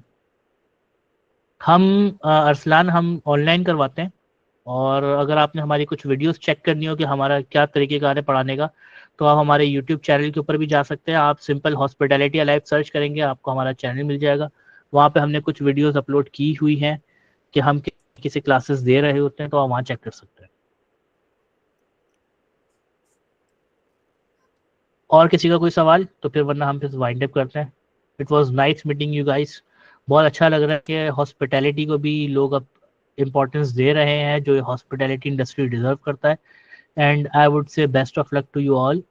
इंशाल्लाह आप लोग इस फील्ड के अंदर कामयाब हों, और हमेशा याद रखिएगा जब आप एक अच्छी पोजीशन पे पहुंच जाएं तो उस पोजीशन में आप आने के बाद ना अपने नीचे वालों का हमेशा ख्याल रखिएगा। अगर आपका मैनेजर अच्छा नहीं था तो इसका हरगिज ये मतलब नहीं है कि आप भी एक अच्छे मैनेजर ना हो। अगर आपका मैनेजर बदतमीज था, इसका हरगिज ये मतलब नहीं है कि आप भी एक बदतमीज मैनेजर हो। मैं अपना अगर आपको बताऊं तो मेरा बहुत वर्स्ट एक्सपीरियंस रहा है। मेरे मैनेजर्स जो थे वो बहुत खतरनाक रहे, लेकिन उसके बावजूद जब मैं अपने मैनेजरल पोस्ट के ऊपर आया तो मैंने हमेशा लोगों को प्रमोट किया है, मैंने हमेशा लोगों को एजुकेट किया है। जी सर, ये डिप्लोमा के साथ मिनिमम एक्सपीरियंस कितना होना चाहिए? कितना एक्सपीरियंस होना चाहिए यार? ये अब मतलब वही है कि जितना गुड़ डालोगे उतना मीठा होता रहेगा। तो जैसे जैसे आपका पास एक्सपीरियंस डेवलप होता रहता है तो आप ग्रो कर रहे होते हो। अगर आप बोल रहे हैं कि मुझे रेस्टोरेंट में अपना ओपन करना चाहूँ, तो मैं आपको रेकमेंड करूंगा कि आप सबसे पहले तो कोई डिप्लोमा करें। डिप्लोमा करने के बाद आप कम से कम 1 से 2 साल किसी रेस्टोरेंट के अंदर या किसी होटल के अंदर जॉब करें, ताकि जो आपकी एजुकेशन जो आपने डिप्लोमा से ली होगी ना, उसको आप प्रैक्टिकली उसको इम्प्लीमेंट करके देखें कि ये वर्क कैसे करता है, और देन दोनों अपना एजुकेशन और अपना एक्सपीरियंस कंबाइन करके आप अपने बिजनेस के अंदर जाएं। ओवैस शफकत, हमारे पास मल्टीपल कोर्सेज हैं। हमारा एक डिप्लोमा है 6 मंथ का जो रेस्टोरेंट मैनेजमेंट के अंदर है। हमारा एक डिप्लोमा है होटल मैनेजमेंट जो हमारा 1 ईयर का है। इसके अलावा हम शॉर्ट सर्टिफिकेशंस भी करवाते हैं, 2 महीने की, 3 महीने की, इवन 1 मंथ की भी हम करवाते हैं। तो मल्टीपल प्रोग्राम्स हैं हमारे पास। अरसलान 4 साल का सऊदीया का एक्सपीरियंस है आपका, तो मैं तो आपको ये सजेस्ट करूंगा कि आप कहीं ना कहीं जहाँ से भी आप कर सकें, जहाँ से अगर आप अफोर्ड कर सकते हैं तो आप किसी अच्छी जगह से करें, नहीं कर सकते तो आप किसी नॉर्मल जगह से कर लें, और अगर आप हमसे करना चाहते हैं तो आप हमसे भी कर सकते हैं। तो आप कोई ना कोई डिप्लोमा लें, ताकि एक प्रोफेशनल जब एजुकेशन आपके पास होती है तो आपकी ग्रोथ चांसेस बहुत ज़्यादा होता है। बिल्कुल अरसलान, बिल्कुल 110% आपके लिए हेल्पफुल होगा। और अगर आप लोगों में से कोई चाहता भी है कि थोड़ा एक्सप्लोर करना चाहें, तो मैं आप लोगों को एक ये ऑफर कर सकता हूँ कि मैं आप लोगों को 1 वीक का ट्रायल दे सकता हूँ। तो जो हमारी वीकली क्लासेस चल रही है, अगर आप लोग उसमें एनरोल होना चाहें तो आप अपनी हमारी इस वीकली क्लासेस में एनरोल हो जाएं। आप पूरा वीक जो हमारी क्लास हो रही है, पूरा हफ्ता क्लास लें। उसके बाद अपना आप माइंड बनाएं कि आप इसमें कंटिन्यू करना चाह रहे हैं या नहीं चाह रहे हैं। तो हम इस चीज़ के ऊपर भी काम कर सकते हैं। तो अगर कि कोई विलिंग हो हमारा पूरा वीक का सेशन लेने के लिए, तो वो अपने नाम जो है हमें अपने मतलब नंबर से मैसेज कर दें, तो हम उस चीज़ के ऊपर भी आपको अकोमोडेट कर देंगे।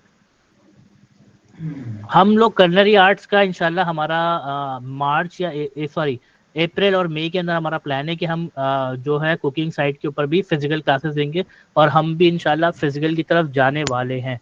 तो जो कराची के रेस्टोरेंट है तो इंशाल्लाह उनके लिए ये अपॉर्चुनिटी होगी कि वो फिजिकल क्लासेस भी ले पाएंगे, लेकिन वो अभी 2 या 3 महीने लगेंगे उसमें उस चीज़ को।